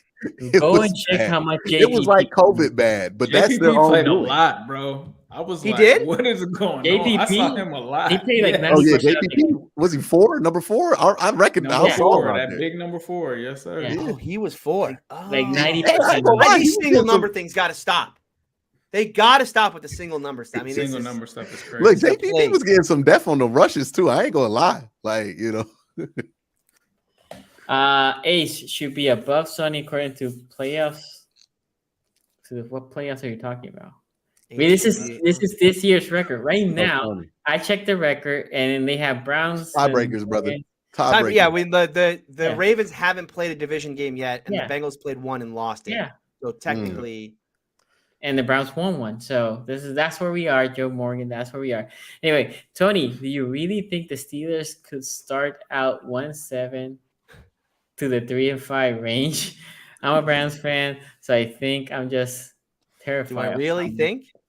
Yeah, where are the wins coming? They couldn't beat the Jets at home with a 2-score lead in the fourth quarter. Now they're going to what? They're going to beat Buffalo on the road. They're going to beat Miami on the road. They're going to beat Tampa. They're going to beat Philly on the road. Where are the wins coming? Philly. That was a Philly. Troll. They was trolling. That Browns fan was trolling. No, man. I mean, Browns fans have more faith in the Steelers to win than they have in the Browns, dog. Like potentially. We have confidence. We're like, nah, Pittsburgh find a way. Like, because I hope so. Because look, Steeler fans were this dire a year ago. It was 1-3. They had just lost to what? At that point, I have an experiment. I have an experiment. Right? Yeah, no. Minka trade was the 0-3 year. That was the year. I'm about last year. So I have an experiment. Do you guys? This is for Tony and Ace. Do you guys would like for the Steelers to win sub 5 games? Would I like the Steelers to win? No, not sub you, 5? not you, not you. Oh, The- okay. the- Okay. the other Oh two. yeah, for sure. I mean, you want them in a position where they don't end up with a life-changing quarterback. I mean, you don't want the Steelers. No, to they're end gonna up have with Pickett. They're gonna get. I think they keep Pickett at least one more year. I mean, it depends on. To me, it depends on how Kenny Pickett plays, right? If he ends up bouncing back and he's fine, sure.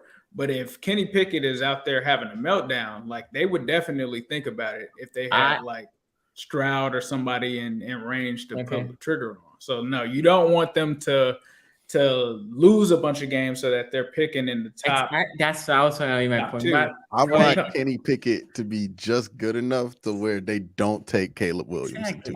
That's what I That's want. where I'm like, Steelers, I hate you guys so much, but I don't want you guys. I got bad news for you guys. 1-16. This is going to be This is going to be 5th overall pick at worst. I think. I How did they get think to 6? It might be. I would love for you to be 7-8-1. How? Show me those wins. Go to their schedule right now and show me 6 wins. You got Baker, I mean, like you got Baker on the schedule. Tony, Yo. you Carolina. Okay, Carolina's 1 at Atlanta. I predicted 4 wins for you guys, but I really want Indy? you guys to get 8. Oh, you get the Indy, Atlanta. Okay, both. They're going to win both. They're going to go to Atlanta, to Indy, and win both. Yeah. You know right. the problem. Okay, and then They also beat the Jets at home with Zach Wilson. Hey man. Right now, the Oakland. Steelers are picking 5th according to Tankathon. Yeah. Oakland. Yeah, But there's a lot of bad not winning teams, the next Tony. 4. There's a lot of 1-3 teams, dog. Oh, I know. Well, the Who Steelers are would right they there with get them. though? Like what's the Steelers? What? Lineman. Lyman, O-line. They gonna get Lineman. I don't know. The O-line's been okay. You might have to go D-line at this point. You might have to do something defensively because just draft some big boy from Georgia. You know what I mean? Why does it feel baby. like Jalen Carter, baby. the Let's go. Lions? Why does it feel like the Lions are not 1-3? Yeah, Because people love Frisky. them after the HBO. Anyway, I thought they were 3-1. The boy Scrappy people were talking about Lions. them on Twitter. What? okay, why do we assume Watson will be a savior? What QB has sat 2 years and came back to same level or better? The NFL, you don't get better from any. Well, there have been players who have sat out 600 days and came back better. Quarterback, it's not really something that's happened before. But I mean, Culpepper. Yeah. Not good. Mike Vick was Yeah, in like his moments. jail. So Well, that's a Vic little is different. Yeah. Vic is Yeah. different. So it's like, who knows? But I figured the Russ thing has been overrated. He will probably be back to looking like Deshaun Watson after a game or a half or like 2 drives. At the end of the day, it's Deshaun Watson, bro. He had a whole camp. He's a good quarterback. He's just gonna forget how to play football. Yeah, he ain't gonna come out there looking like Charlie Fry. He's got to learn that you can't throw the ball to Dre Archer, though. He made that mistake in preseason too often. Look, they made him throw the ball to Dre Archer. Michael Lewis. I hope here they do says, again. Love Stefanski's play calling. Love his play calling. I couldn't imagine if Joey was backing up. No, And- that's why. Yeah, they should never. That's why we were like, they should not even meet each other. Like, get Andy Dalton off the team. They shouldn't even meet. I love That's this what they did one. with Watson and Baker. Is this your nephew, right? Yep, this is my nephew. Ace looking like he's glowing. My boy Ace looked like he about to go speak at a Pathfinder assembly. Right back here says, and Joku fumble is a huge game changer that isn't being talked about. That's right. I forgot about that. Yeah, they had lot. that first quarter. First time all year they were down in the first quarter of a football game. Yeah, down 10. Yeah, that gave Atlanta 80 points on defense. That is already bad when your best players are healthy. But Yeah, they the didn't let it offense- steamroll, right? They didn't let it. They didn't let it They steamroll. came back, which They was came the back nice from thing. it. If you're Well, a I mean, Browns this fan, is more or less a more painting of what the big picture has already been said to be, which is the offense didn't do enough to win the game. Here, Tony, this is for you. Y'all, I watched Dodge Hodges beat the Browns in 2019. I promise y'all. I did too, dog. That's where my Baker Mayfield hate started, dog. Because I had the Browns on my parlay. That was the last game I needed. Was that at Pittsburgh that year? That was at Pittsburgh, yeah. Because I remember Baker went into the one of those famous Baker hurt his ribs games. Yeah, he threw that pick at the end, dog, and destroyed my parlay ticket. That's where it started.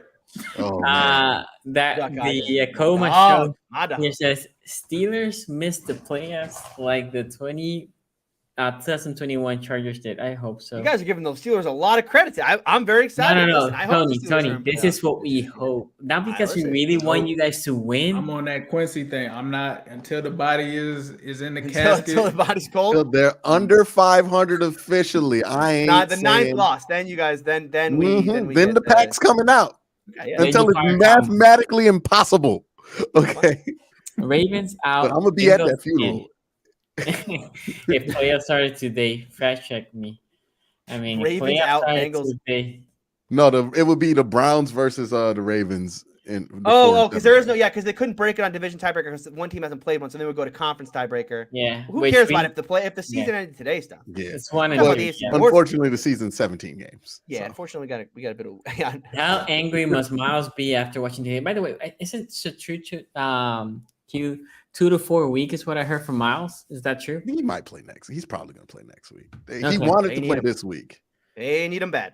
Yeah, he wanted to play this week, but they were like, I think after the Tua thing, they were like, we can't have this brother come out here after a car accident, even though JJ Watt got to play after dying. And nobody is asking any questions about that. Hold on, I brought this up yesterday with my family, and they all acted like, that happens all the time. Yeah, it's normal. We're like, oh my God, how could they let Tua play? Which is right? Because that was atrocious. Yeah. But then we're like, oh yeah, JJ Watt died on Wednesday. He's just playing today, huh? I guess go AFib or whatever is not uncommon. Like it happens to people and they're fine. I didn't know this at all, but going what? That's what my wife was telling me yesterday. She's like, no, that's not a big deal. People go into AFib, they get it restarted and it's fine. Like they have to go clear. They just restart your heart, no big deal. Yeah, no, I guess no big deal. No, I ain't never just been chilling and somebody like, oh yeah, I gotta go AFib real quick. No. AFib going. Yeah, exactly. Yeah. But hey, can you watch my dad stuff? and my wife. I gotta get AFibulized real quick. You know what I mean? Oh yeah, I got your laptop. Yeah. Then can you restart it real quick? It's like rebooting your. Hey guys, I gotta restart real quick and I'll be back. They talk about him getting an AFib like you need a car jump, like a battery jump for your car. That was crazy. Denzel would have had a rougher day if Mariota didn't have an accuracy rating of 65. No, Denzel was getting cooked a little bit often there. I was there. I was watching. I was like, Denzel's getting cooked by Drake London. But I think Drake London's just really good. Yeah, Drake London was good. I was way off on that one. I didn't like Drake London. Yeah, why does Atlanta refuse to use Kyle Pitts? Like, what is going on over there? They be like, we got to get him involved. I'm like, why do you have to get Kyle Pitts involved? Like, that's not something that you should have to have a focus on doing. Oh, they went to him one play at the beginning of the game and just never. Have you guys not seen the Kyle Pitts splits? He doesn't run routes. Yeah, they literally use him as a block. They're max protecting and using Atlanta, the other tight end ran more routes this week than Kyle Pitts. What you want for Kyle Pitts? It's like crazy. Weird too because they do so much good stuff on that offensive side of the ball. But when it comes to Kyle Pitts, they go like, oh, well, we gotta use him like not even Delaney Walker or Giannu Smith. And it don't make sense. Arthur Smith had Giannu Smith. Like he should be able to. Look, I forgot how many dropbacks he had, but I think he had like 11. I think he had 11 routes run, 11 total in the game. I will say this, Tony. You know how usually receivers, when they're not that good and they're big, they say, "Oh, okay, let's make him a tight end." I will keep saying Kyle Pitts should be made a wide receiver. That's it. Well, they're not, but Arthur Smith hardcore disagrees with your assessment. He thinks he's a blocking tight end. He's like, no, he's not even a wide receiver. He's like Kevin Rader. Receiver. I'm about to put him at fullback. Yeah, exactly. He's about to be Derek Watt out there. Okay, with that said, let's talk about this game. I started watching this game, and by the way, I haven't finished this game. It was one game I haven't finished. And the first almost half when Mitch was there, we don't even not need to talk about that because who cares, right? Who cares at this point? It's all about Pickett coming and throwing 3 picks, running for 2. 3 picks. And let me just say this. I can only imagine Tony's heart. If all y'all know, Tony's favorite player here was Zach Wilson. That was the golden child. That's the guy I did love Zach. I did love Zach.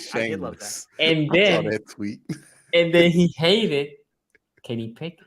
And then seeing Zach Wilson come back for the victory. Tony, take it away. Well, I think the thing that I come away from with this game, and the reason why I did sit in like stunned silence at the end of this game when they actually gave up the touchdown at the end, and it was like, oh, they're actually going to lose this game. It was just like, I could not believe what I watched. Because, Kenny's going to get memed on for the 3 interceptions. We'll talk about that. But the real thing coming out of this game is what the hell happened to this defense?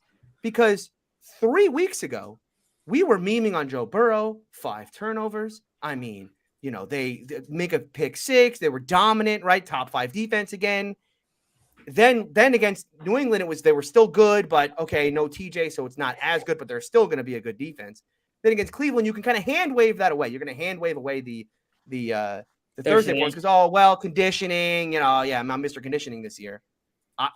What is the hand wave that you're going to do for the Steelers go up 10 and then they give up an 11-play 83-yard drive and an 11-play 65-yard drive to lose the football game to Zach Wilson?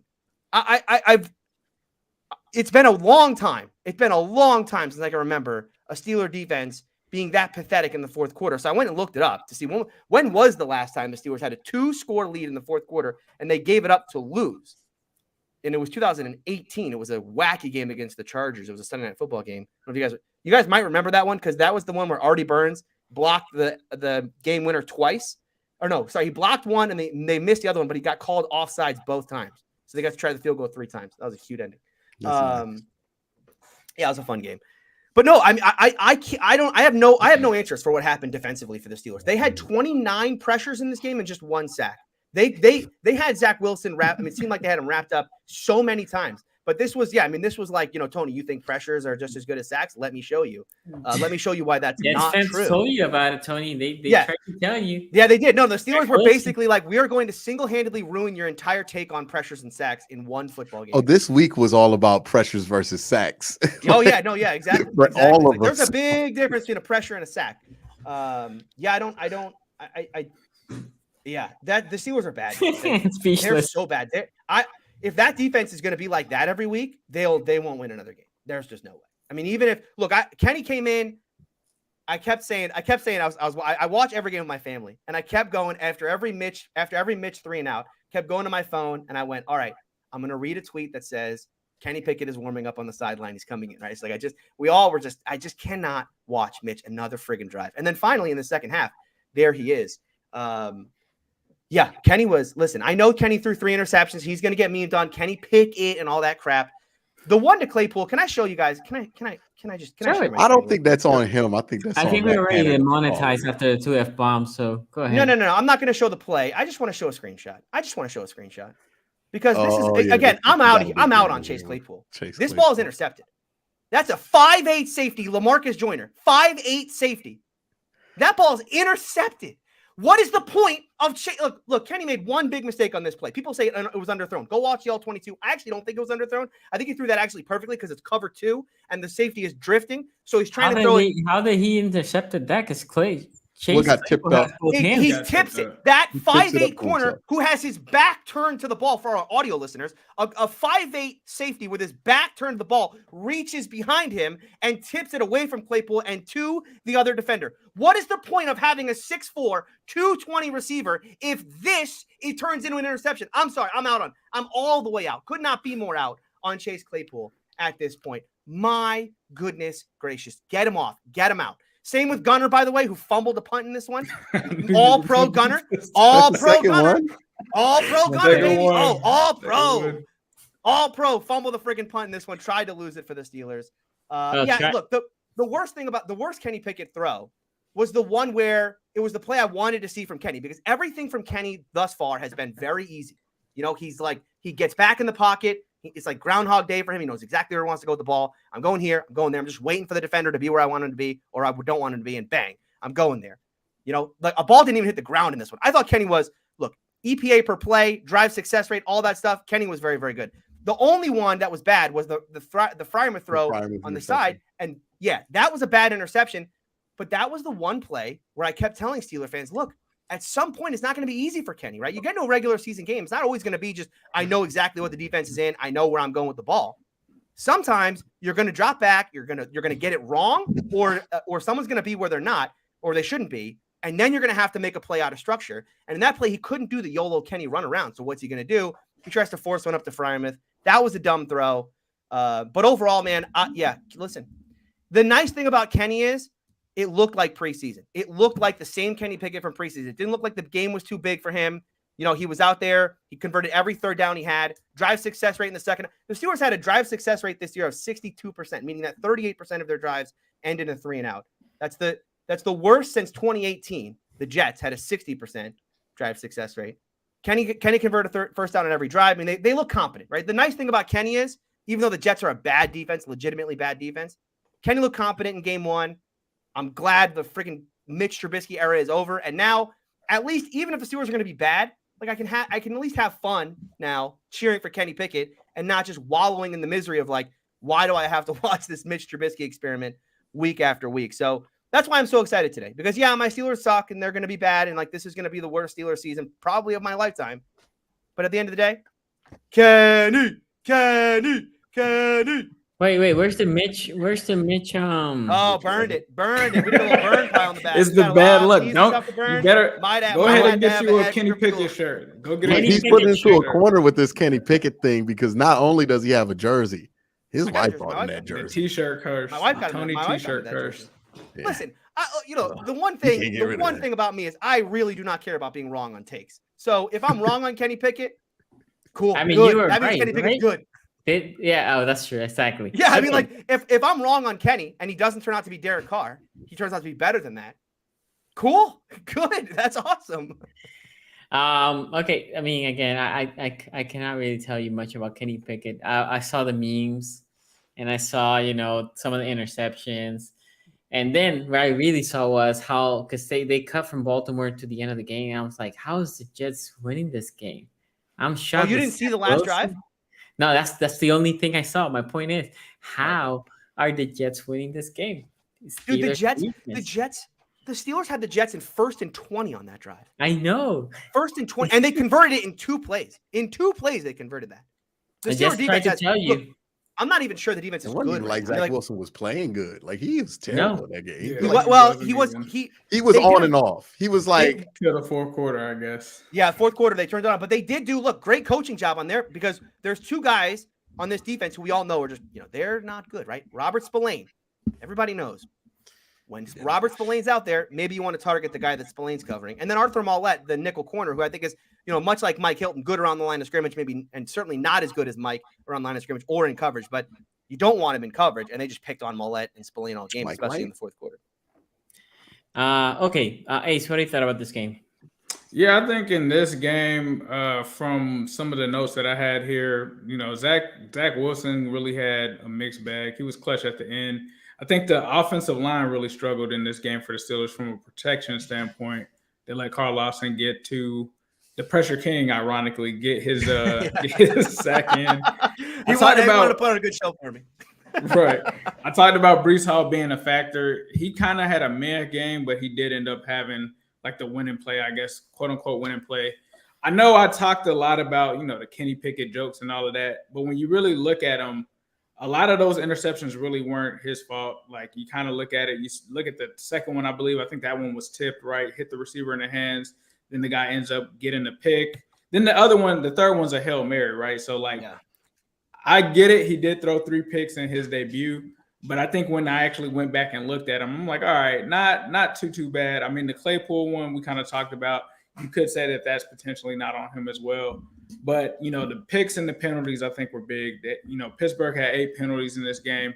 That really hurt them. And then you talk about some of the injuries that happened. Now, I don't know how serious the Minka injury is. Terrell Edmonds was hurt in this game. I think Cam Sutton and Cam Hayward, they also were injured. I mean, if those guys are out for the next couple of games, I mean, that's literally the entire Steelers defense there. The one thing I will say is Minka is him. I mean, how many times are we going to watch this guy get a pick six? I think me and Q said, at some point, Zach Wilson is going to throw a pick six to Minka. Oh, it was inevitable. Happened in this game. We knew it was going to happen, right?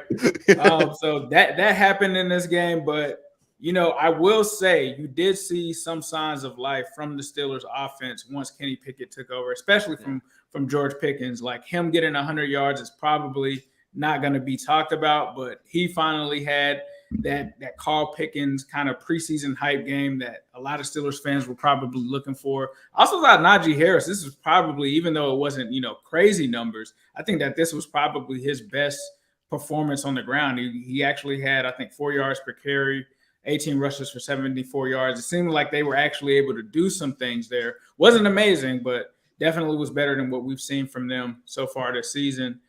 So it's going to be interesting. I think we already talked about kind of the remaining schedule for them. This next stretch is going to be pretty rough. But yeah, Kenny Pickett, he did show some of those rookie mistakes there, but this wasn't a game where they schemed for him or game planned for him or prepared the week as he would be the starter. So we have to see what they do next week with him. But Mitch should have been benched. I mean, honestly, he didn't do anything in the first half. They only had 6 points in the first half. So They finally made the decision to move on to the new quarterback. And I think if you're a Steelers fan, this is what you want to see. Is Kenny Pickett the guy? Can he be the guy to rejuvenate this offense? Is he the reason that the offense hasn't gotten the start that it needs to? Is it the offensive coordinator? Is it Matt Canada, or was it Mitch Trubisky and Ben Roethlisberger? I think those are the questions that the Steelers fans will be asking themselves in the coming weeks. Do you guys think that the reason why they benched Mitch is because Zach Wilson caught Philly special and then did the gritty, and Mike Tomlin was like, all right, that gritty was crazy. Yeah, I can't do this. I can't. Someone called it the Milfy special. They called it because of right? What's that? Mitch, was he at 2 or 1? I think he did have 2. Mitch only had 1 interception. It was a Hail Mary. It was a Hail Mary, right? Hail Mary. By the way, I just want to say to all the Bengals fans out there who are mocking the Steelers right now, took 4 turnovers to beat us. 4 picks. I was going to say that. Took 4 turnovers to beat us. Only lost by 4. You know what I'm saying? Like, listen, that's what it took to beat Kenny. You. All right, can I go from this into the Ravens game too? Yeah, that's fine. You got to run. All right, so I wanted to give Kenny Pickett a fair evaluation. I don't think that first interception is his fault. I blame that on Matt Canada because, if you watch that drive, they had a 4-play sequence where they went to 4 down territory and just did not want to throw the ball when Kenny Pickett first got in the game. Went obscene lengths to not put Kenny Pickett in a line of danger. And what's the first read on the first play you call for him to throw? Hey, Kenny, we're going to have you roll right, plant, throw across your body about 40 yards down the field to Chase Claypool, which I just didn't feel like was putting him in a good situation. It's debatable who's at fault there. I understand that Tony has an agenda when it comes to Chase Claypool. Look at that. I mean, that's a 5'8" corner, Q. That's a 6'4" receiver and a 5'8" corner. He with his back turned to the ball. Leverage, man. Look. There's a theory. I don't know if you played a lot of pickup basketball, Tony. I don't know if you played a lot of pickup basketball, but if you have, you understand that there's a difference between big man and tall man. Chase Claypool, he's tall man. LaMarcus Joyner, big man, 5'8". Oh, I know. Well, that's it, right? Look, you play safety in the NFL at 5'8". You big man. All right. He can't box out a 5'8" guy, so it's over now. I mean, Claypool. No, he's tall. Not to rub it in, but that was one of the things with Andy Dalton. When you kind of don't put it far enough, and the receiver has to slow down and come back to the ball. Ace, I thought that too. I'll link you the all 22. I thought that too. I was like, man, Kenny way underthrew that. What the hell was he doing? But they're actually in cover 2, and so that's a safety passing to another safety, and the other safety is kind of rolling. So I think Kenny saw the safety rolling. I can't throw that out there because it's going to fall right into his hands. So he actually shorted it on purpose. It looks like. Yeah, I got to see on the TV angle. Looked bad. Like he way underthrew it. Yeah, because I don't know if the ball hung or not. Too. That could also be a factor. Sometimes the ball just stays in the air a little bit longer. But either way, that shouldn't have been the first goddamn play they called for him. Then also wait till you see the all 22 and look at the route concepts against cover 2. Is there anything else to hold one of the safeties so that you are getting a single coverage there now? No. We just go run it all to the line. We're just gonna run across both safeties. No. And then the second interception, I did feel like that was Kenny Pickett. I understand it got tipped or whatever, but tip balls happen because you threw a bad football. That was bad. Bad choice, bad football, bad result. That garbage in, garbage out. That's what you get. That again, I'm not about to criticize this dude for it. I don't even count the Hail Mary interception at the end of the game. It's basically an arm punt. So he threw an interception. He had 2 rushing touchdowns, and the offense did move better with him in there. I don't know how much of this from Steelers fans is, man, we really want Kenny Pickett to be good, or the just euphoria from not having to watch Mitchell Trubisky, who was awful back there. I think it's both. Yeah, I think, to me, I think the way I would describe it, I don't think it was impressive, but it wasn't discouraging, right? Like, and that's all you want to see out of a rookie quarterback is don't discourage me, right? And that wasn't a discouraging outing. He had some very encouraging throws to George Pickens, and that one throw he made the move in the red zone where he got nailed and just smacked it on the line. Yeah. That was one of those where I was like, am I gonna have to be wrong about Kenny Pickett? Because that's what I didn't think he had in him, right? Yeah. Now what I'm interested to see is when somebody games plans against him and does not let him get those rollouts as easily. Right. What does he look like, right? Because he's not Johnny Manziel. I think he's going to be better than Johnny Manziel, but the example comes from it. I remember Johnny looked decent when they were letting him roll out. And then they played the Bengals, and it was a Carlos Dunlap that was like, I'm just going to stay right here. You get all day that you want in there. I'm just going to stay right here. And then Johnny would be there for like 5 seconds and still want to roll out and get tackled. And he just looked terrible because he was so uncomfortable there. So what happens when people make him look uncomfortable? How does he look then? We'll learn more information about him there.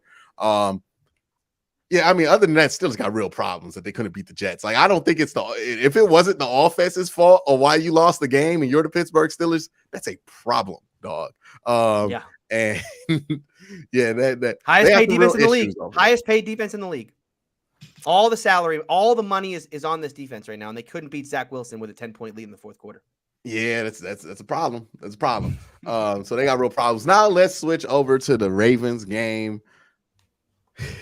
This was the Sonny Mean game, man. I kind of alluded it to it. This was everything that Sonny has been. I was watching this. I'm like, I bet he is ranting his wife's ear off because he has been telling us for years about what he was concerned about. And what happened here was Pat Queen. I think he's going to get the brunt of it because the stuff that he messed up on was like the most visible. But it was Odafe that was just like, man, if you could have just made 2 more plays that you were right there for, this game would have been over. So defensively, there's that. Marcus Peters and Marlon Humphrey, I don't think they're as good as they've been in 2020. I think they have taken a little bit of a downturn there. And I think that might be in part of like Queen's not good. And when they're getting those flushes, they're not getting those turnover opportunities and other things like that. Kyle Hamilton is going to be a good player. I've conceded on that. And this was an excellent first half for this team on both sides. But then it just went cold. And what I noticed on the offensive side of the ball, because I was watching this game, and I don't know, did Falele start this game? Yeah. He started, okay, because I did not notice him.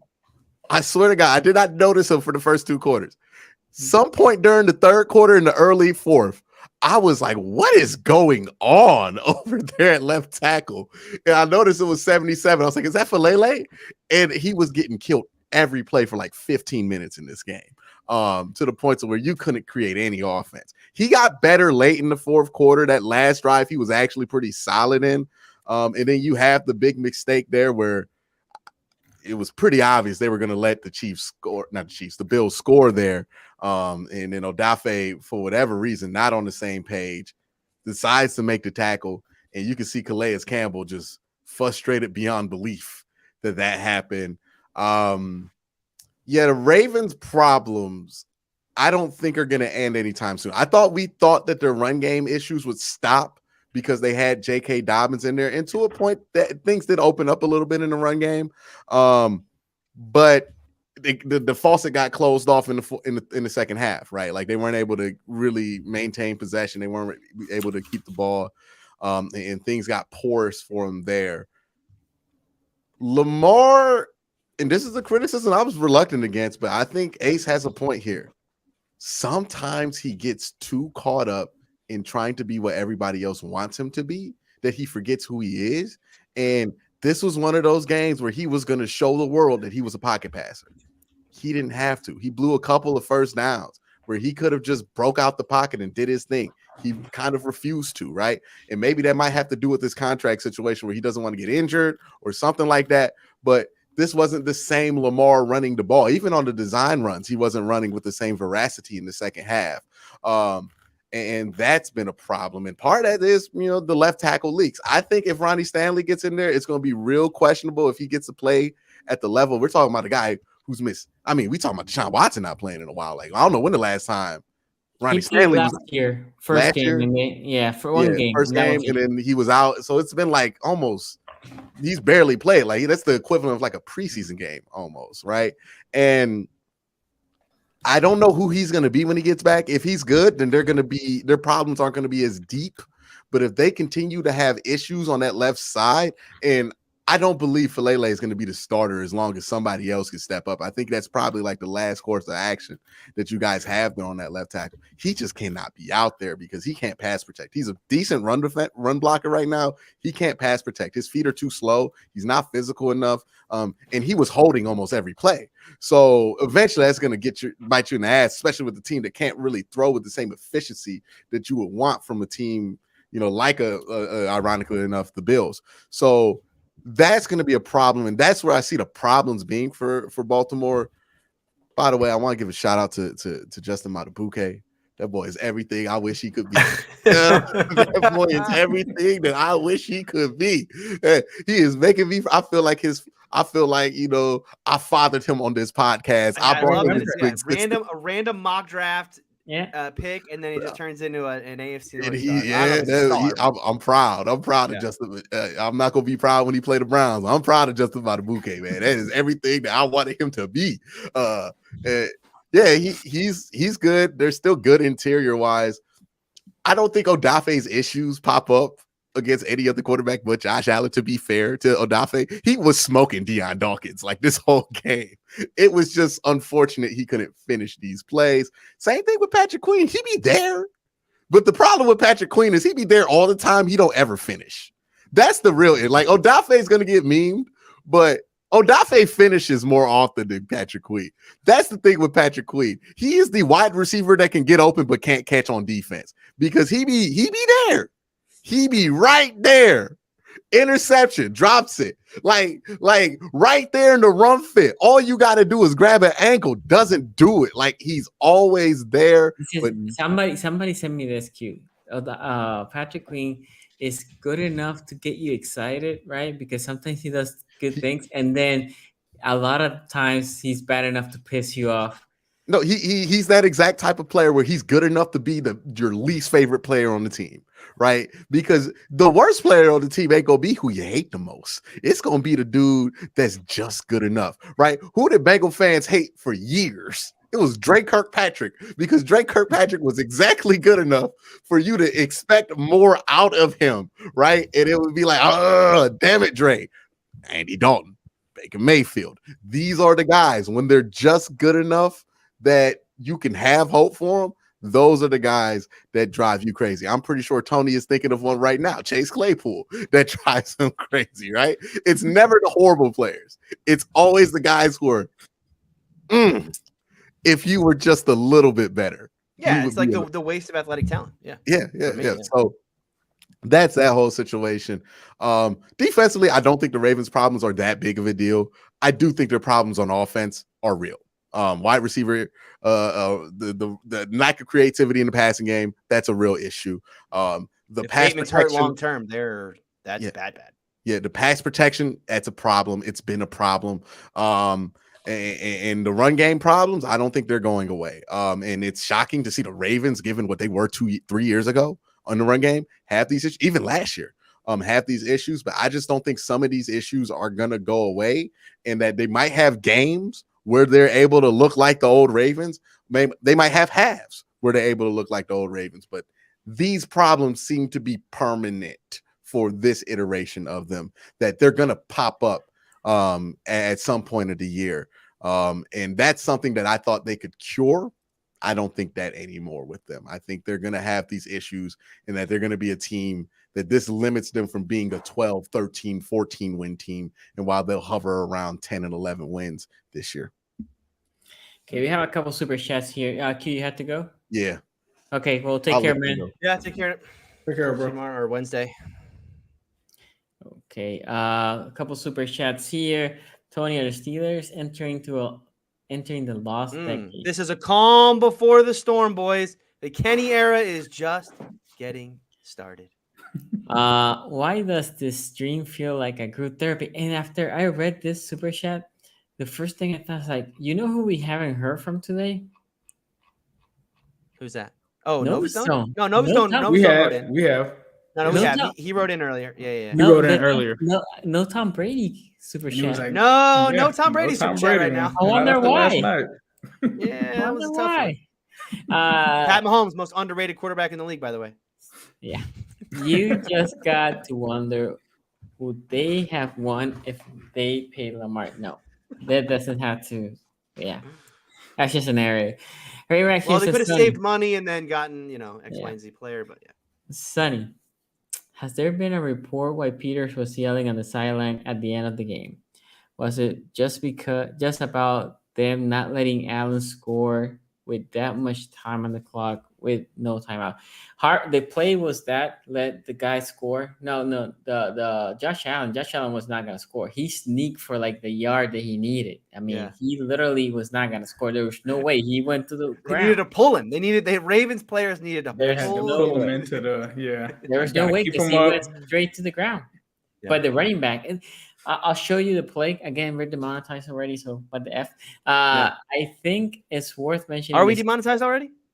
Probably. Probably. I think it's worth mentioning the Steelers lost so many DBs they literally couldn't run dime.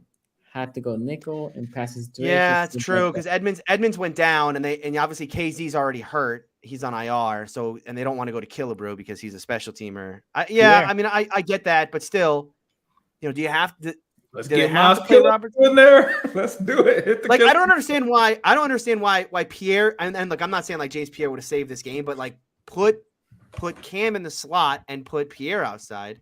Like he's got at some point when Maulet's getting targeted 10 times in a game and like you're giving up 8 of those as completions. Like at some point you got to feel like, all right, you need James Bond. No, not James Bond. Yeah, Terrell Bond. Terrell Bond. No, we're good. We good. It'll be ironic if Lamar gets hurt in the pocket. Well, hopefully that doesn't happen. Yeah, let's not wish injury on players. I don't want that to happen. Play under review says Brandon Tate, public enemy #1 preseason champ. Brandon Tate. Oh my goodness. We are season so far, and we're just getting started. Okay, It has been a really strange season around the league. It has. Really strange season around the league. It's gonna be even weirder when Kenny doesn't lose a game and they make the playoffs. But we'll talk about that in a couple weeks. Let me address first the Peters thing. Well, Harbaugh said that Peters and him were basically on the same page. But Peters, if you go back and watch that play, as soon as that happened, he was mad as F. Then the next play, the Buffalo Bills. When they tried to let him score, you're saying that he was mad about that? Okay. No, the Dolphins tackled him. And then next play, Josh Allen runs a sneak, and you see it's Peter still pounding like a little kid. And let me show you the play for the ones that haven't seen it that we were talking. So it won't have any sound. It's kind of cut. So hopefully it doesn't give us, share screen. Okay. That's the play, right? And let me just run it real quick here. You'll see how the Ravens defense is just saying, okay, and Singletary was going to score. He had no intention of going down and Odafe away. 99. There. You think he was going to score or he was going to get the first down and go down? No. Because the point here is you have to get the first down. You can't run the clock out without getting the first down. True, but the first down is too close. And you can see the Ravens defense is not really going to do anything. And he's up. I think if he wanted to go the first down, he would have just dived, right? Wait, who's the player that puts their hand over their head and is like, you got to be kidding me? Hold on. See. Let me let it run. 93. Oh, Calais Campbell. Yikes. Campbell is hating life. And Campbell loves Owe, by the way. But he's hating life. Okay. Yeah, because Owe's supposed to just carry that guy into the end zone. Like whether that guy wants to go down or not. But so Harbaugh said, well, in those situations, we teach them either carry them or if there's an opportunity to strip the ball, then go for that. But Singletary is holding that ball. The probability of effing stripping the ball are very, very low. This game got me hot, obviously. I didn't talk for the rest of the afternoon. I was supposed to do a live stream, but I couldn't talk. I was just mad as hell. First half was good. First 2%. I actually disagree with a lot of takes that Q had. I just didn't want to interrupt him. Falele had a great game. I expected next to 0 from Falele, and Falele held his own as a 4th-round pick. Go check his numbers. He didn't allow any sacks. And we're talking about a team of Buffalo. Buffalo was rated number 1 on defense and number 1 on offense, if I'm not mistaken, coming to this game. And they threw Von Miller and Grusso, and he did his thing. Linderbaum didn't allow any sacks. Now, both of them got penalties, which is not good. Especially on Linderbaum, which he had 2 false starts as a center. That's weird. Tony, 3 penalties total. That's weird. Yeah, he had 1 hold and 2 false starts. And then Falele also had like 2 or 3. So that's the bad of them. But for rookies, there's growing pains for every rookie. This D-line is good, right? You talking about I'm blanking the D-line that they have that's really good. And then Von Miller, Gregory Russo. No, those are the edges, but I'm talking about the interior. Oliver. Oh, the kid from Houston. Ed Oliver. Yeah. Ed Oliver. Yep. Yeah. So he's really good. So Linderbaum dealt with him. The left side, the problem is the left guard. Our left guard is the problem on this line. But Falele he held his own. I actually was proud because I was like, it's gonna be bad. And it wasn't like they were chipping every time. No, they were running normal offense, and that was good. J.K. Dobbins surprised me too. He has some burst.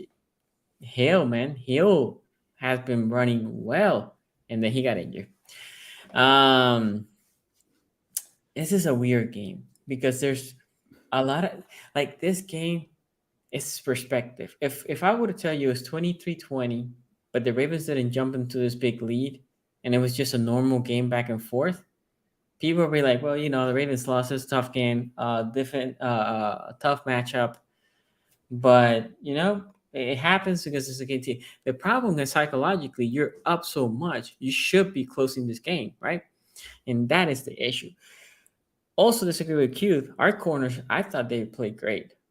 I thought there was one play that Peters got burned by Stephon Diggs, no slouch, right? I think it was like a 20-yard gain. But other than that, Peters played well. Marlon and the guy that, and I've been saying it, right?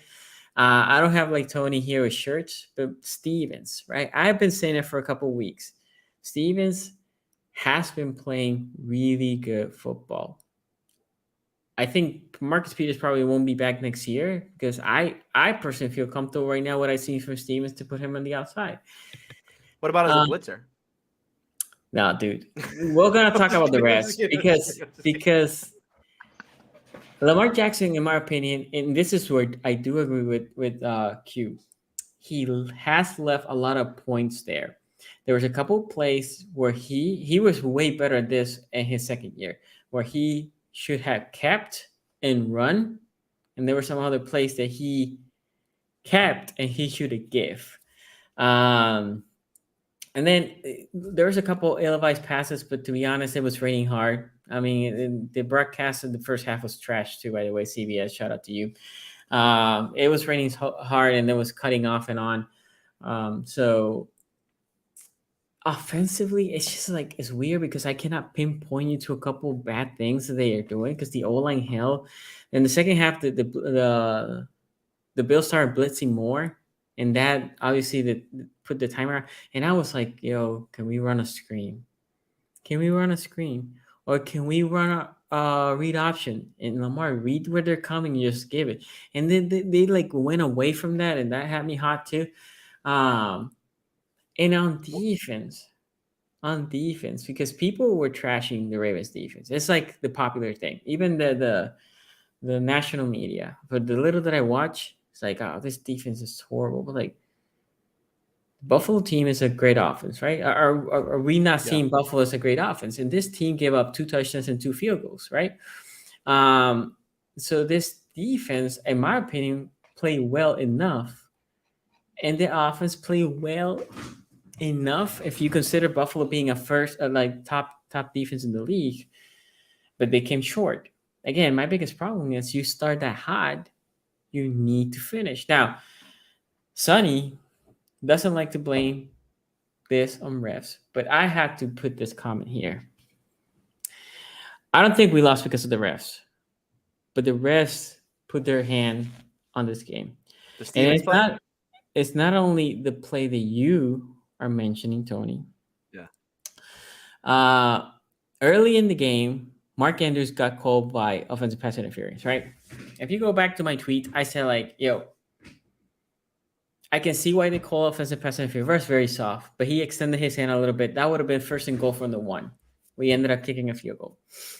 I understand it. I said like, but note it, guys, that's how they're going to call the game for the rest of the game. So now you know they're going to be tight, right? So all I ask is for consistency. Yeah. And that play where the Bills eventually scored that touchdown, the Ravens are moving the ball fairly well. They throw it to Robinson. Robinson is wide open, open-ish. He ran a dig route. Ball's coming, perfect throw. The dude just goes through Robinson, doesn't make a play in the ball. No DPI.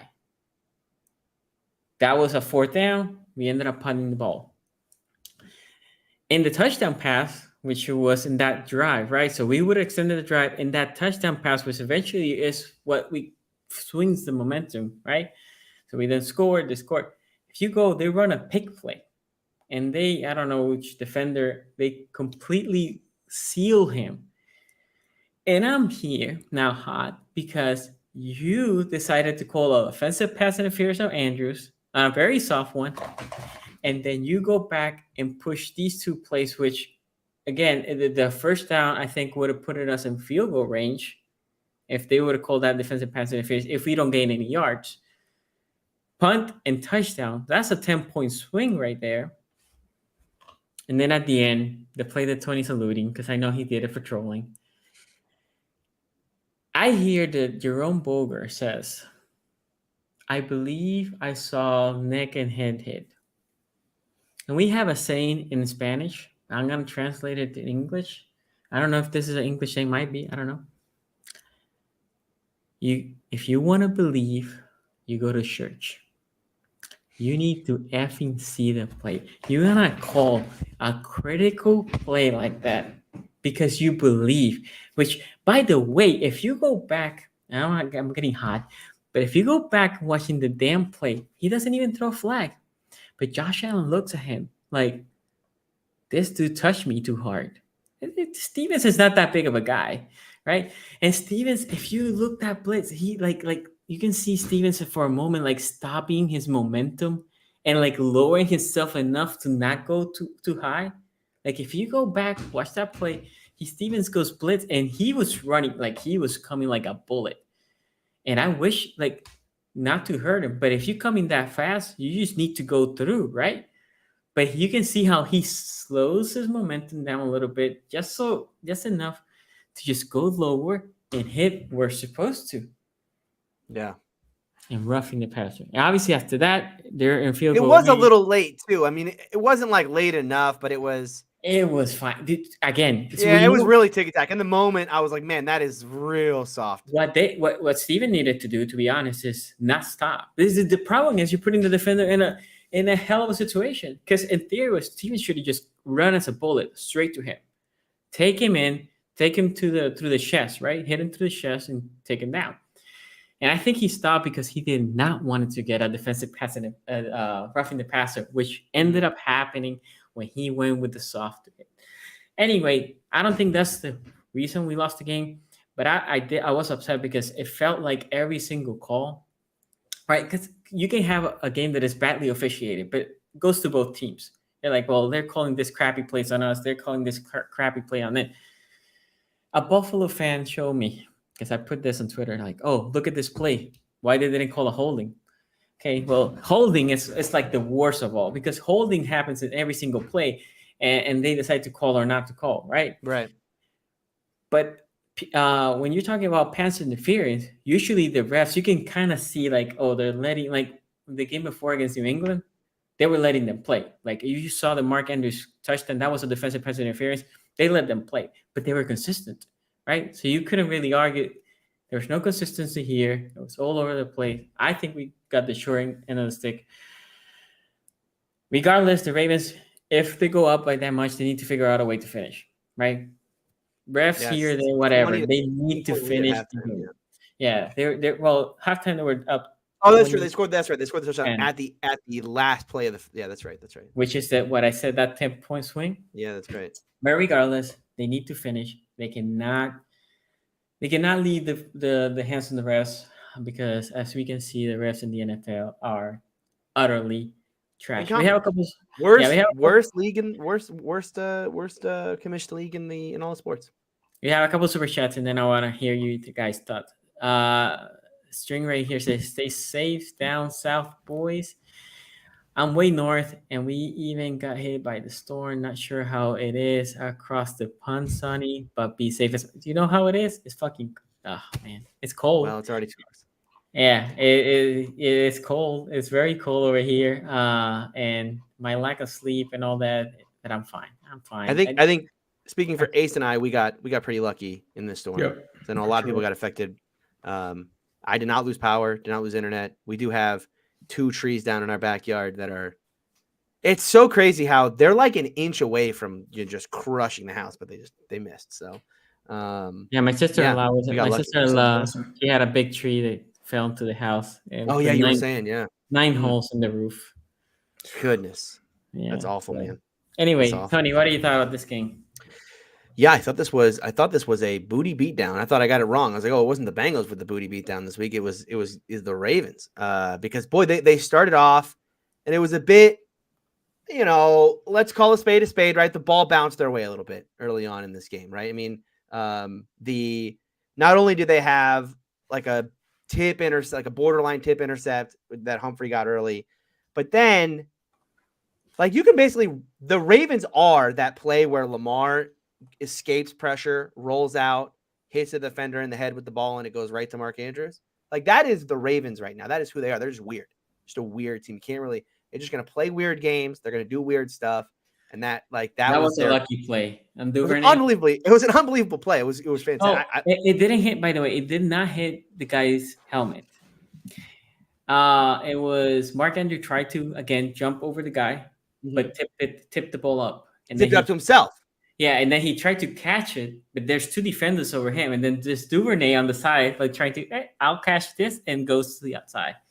Yeah, so that's how that crazy play. Yeah, in the beginning of this game, it felt a little like, boy, this is ball bouncing the Ravens' way, but I just felt like it doesn't matter because if the Ravens are going to get up to a lead this way, once their offense starts to do Raven stuff, like this game is over. All they had to do was score in the second half, and this game's over. When did Bateman go down? Was it the third quarter he went down in this game? Yeah, like early to mid third, I think. Third quarter, and then they tried to put him back a couple plays, and then they took him out. Couldn't do it, right? Because he got that foot injury. Yeah, I mean, look, this Bills. Not only is this Bills offense good, this Bills defense is super underrated. Even though they have all these injuries defensively, I think I keep coming away from these Bills games. Like that Bills defense is really, really, really good. The Bills are the best team in football right now.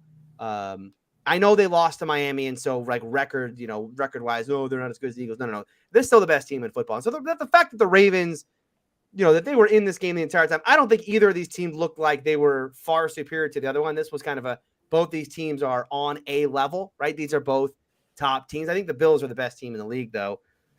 I also think that, watching this game, trying to figure out, okay, who are these teams? What are the identities of these two teams?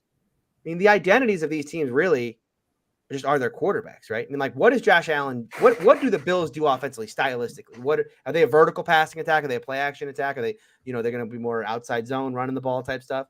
No, it's just like they just do Josh Allen stuff.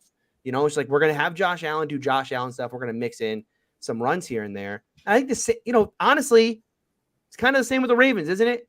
It's like we're just going to have Lamar do Lamar stuff, and then we'll like mix in some J.K. Dobbins, and we'll mix in some Justice Hill, and I guess Gus Edwards is practicing again, so maybe we'll talk about him next week. Yeah, but Justice Hill is probably going to miss weeks.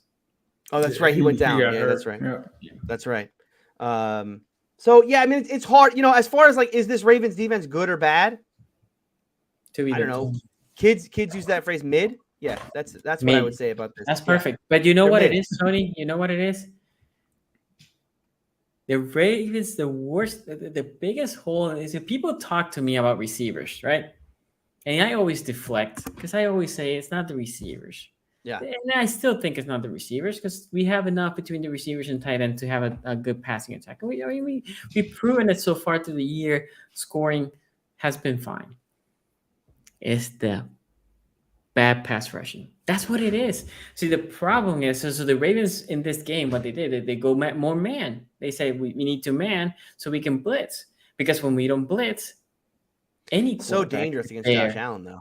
Yeah, but playing man against Josh Allen, just inviting him to run, and he did. But it was, and he did. That's when he saw, okay, they're playing man. Let me run, right? That's when we start getting killed on the run. Passing defense was good, but when you had that effing pass rush, right? You're just letting Josh Allen there. Yeah. Oh, there's nothing. Okay, well, I guess I'm gonna run, right? So that's what happened a lot in this game. But we had no pass rush. This is an EDC, by the way. People talk about Harbaugh. Yes, Harbaugh has me hot because I'm done with going for fourth down. Take the effing points, right? That was the right call. It was the right call. That was the right call. And by the way, if his excuses, wait. If the excuses, well, the analytics dictates that. But you know what, Harbaugh? What I need you there for? Just put a damn AI. Yeah, put a robot at coach. Yeah, I agree. Do whatever the analytics say, right? Against 2020, right? We just stopped them. We drove back. We kicked the field goal. Let's try to stop them. That's what I wanted them to do. Stockfish coach of the year. Someone in the chat will get that. Stockfish coach of the year. It's a chess joke. Someone will get that. Okay. Anything else, Tony? No. I can't figure out the Ravens right now. They're so weird. Me neither. They're just such a weird team. Me neither. Ace.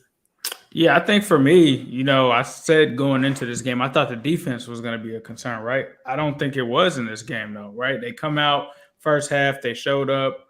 Humphrey ends up getting the big interception. They play really well. They limit this team in the first half to 6 points. So I'm thinking, all right, the Ravens, just like Tony, are going to blow these guys out. This is how this game is kind of trending, right? Like this is pretty much a done deal. And then as the second half starts to happen, the one thing that I did feel like I saw last week was there was a lot of pressure on Lamar Jackson last week. Like that offensive line allowed guys to get to him.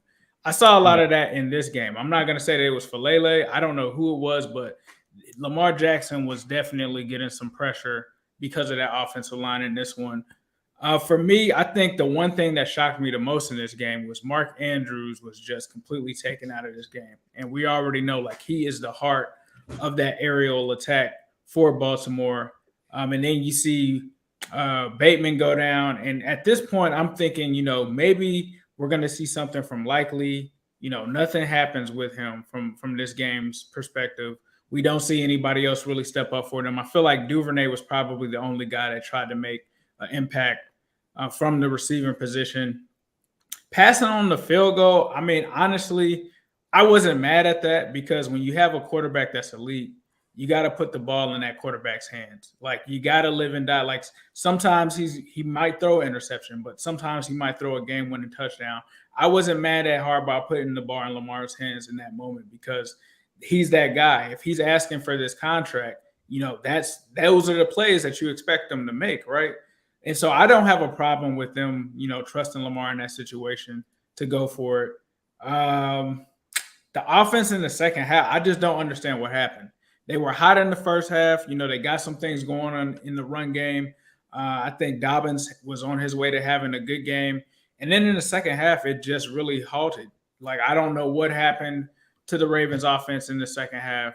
I really thought that they were going to come out. And all they really needed was probably another touchdown or something like that to put this one away. Yeah. But they just couldn't get it. I don't know if it was play calling. I know a lot of people, are talking about the offensive coordinator. I thought that the offensive coordinator – the offense was number one in the league before this week, so you can't just really point to that. The turnovers, though, were really costly, and I think from a defensive perspective, the only thing I can say about the defense in the second half is that they just couldn't get off the field. That was the only thing I think that the defense had an issue with, right? They couldn't – Quincy kind of talked about, can you get off of the field on third down? Those were some of the issues that they had there. But I don't think, them trusting Lamar to go for it was an issue. I think the real issue to me that was kind of confusing was, like we talked about, not allowing the guy to score there at the end. Even if it's just to give yourself a chance to try to come back, that was the only thing that was kind of confusing to me. The penalties too, and that was a theme it seemed like in all of these games, whether it was the Steelers, the Browns, a lot of penalties in some of these games that did kind of cost these teams in the end. And then, I mean, like Tony said, it really is just about Lamar Jackson versus Josh Allen in this game. There wasn't really a script. There wasn't really a game plan for either side. It was just about which guy can make more plays. And Josh Allen in the second half, he really just took over just trying to run the ball for the majority of the time in that second half. And that's just what Josh Allen does against any defense, right? He's a big guy, tough to bring down. But it's a tough game for the Ravens to lose, especially with it being at home, especially with them being up early in this game. You just would have thought that it would have been one that they just would have put away. But I thought that the defense they showed up. I feel like they showed up and did their thing. I don't think that you could really say that this one is really on the defense. The offense, they just got to figure some things out. But it's just a shocker that this one ended up going this way. Tyler here says Cleveland looks okay with Brissett. Kind of scary considering. Raven Ron says they did look good with Brissett during that 4-game stretch, but now they enter into the Browns schedule is really interesting because it was like 4 games all winnable, 7 games 1 winnable, and it's now it really gets interesting for the Browns because they won't be favored in, I think, 6 of the next 7. They probably won't be favored in. Raven Ron here says Ravens offensive and defensively main issues are penalties. Fix that. We win the North. They Times here says I'm in Northeast Ohio, Browns and Steelers County, and everyone was talking lots of trash about my Bengals, and now we're tied for first in the division. It was a great week for me. Hey, Steelers only 1 game out of first in the division, so it was great. And we got our quarterback now, so great week for us as well. Daytime, great week for us as well.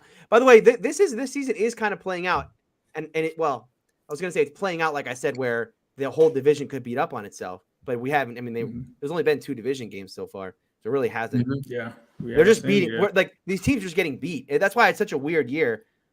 I don't know about you guys. It still does feel like there's at least going to be 2 teams out of this division in the playoffs.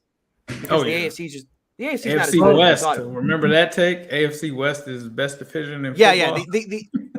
The AFC is not as good as we thought it was. Period. No, it's not. Yeah, well, the West surprised me, right? Because the Broncos have a lot of hype, and I know they have 2-2, but they did not have any. And the worst coach at all. They're not good. I don't believe in them. And then Raiders.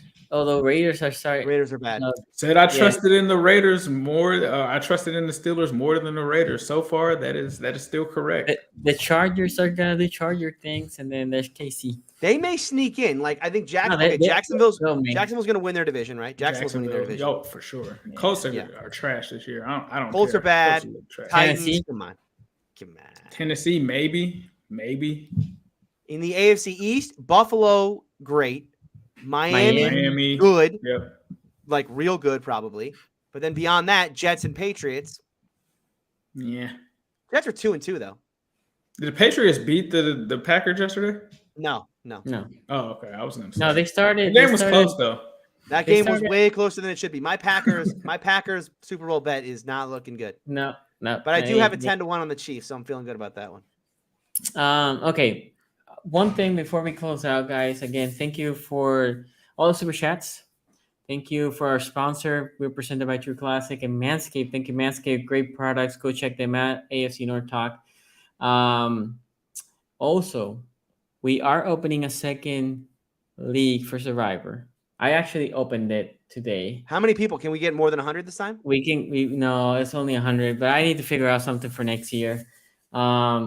So it'll be the first 100. Another site we can use that we can get more than 100. Well, check. Yeah, we'll talk about it offline. Okay, but for now, I'm gonna let the co-host here sign up. So I know Ace did. I need Tony and Q to do it. My hope is tomorrow. So follow us on Twitter. Tomorrow we're gonna put the link. Okay, and then by Wednesday you have to be there because. I guess by Thursday, because as soon as the first game on Thursday starts, that's it. They close the league. So it's going to give you a small window. So follow us on Twitter. If you haven't followed us on Twitter, we'll throw it there on Twitter. I'll try to put an announcement on YouTube as well. And hopefully this one will last more than 4 weeks this time. Yeah, man, that was a right? short one. So anyway, and we're gonna close with this. Soul Train says next weekend's games are gonna be very interesting. Yet I'm not gonna sleep because I need to wake up at 1 a.m. to watch this I know. game. Bills are gonna be 3-2 next week. It's crazy. Anyway, we are AFC North Talk. We'll see you Wednesday. We'll be back on Wednesday to preview Week 5. Take care, guys. See that?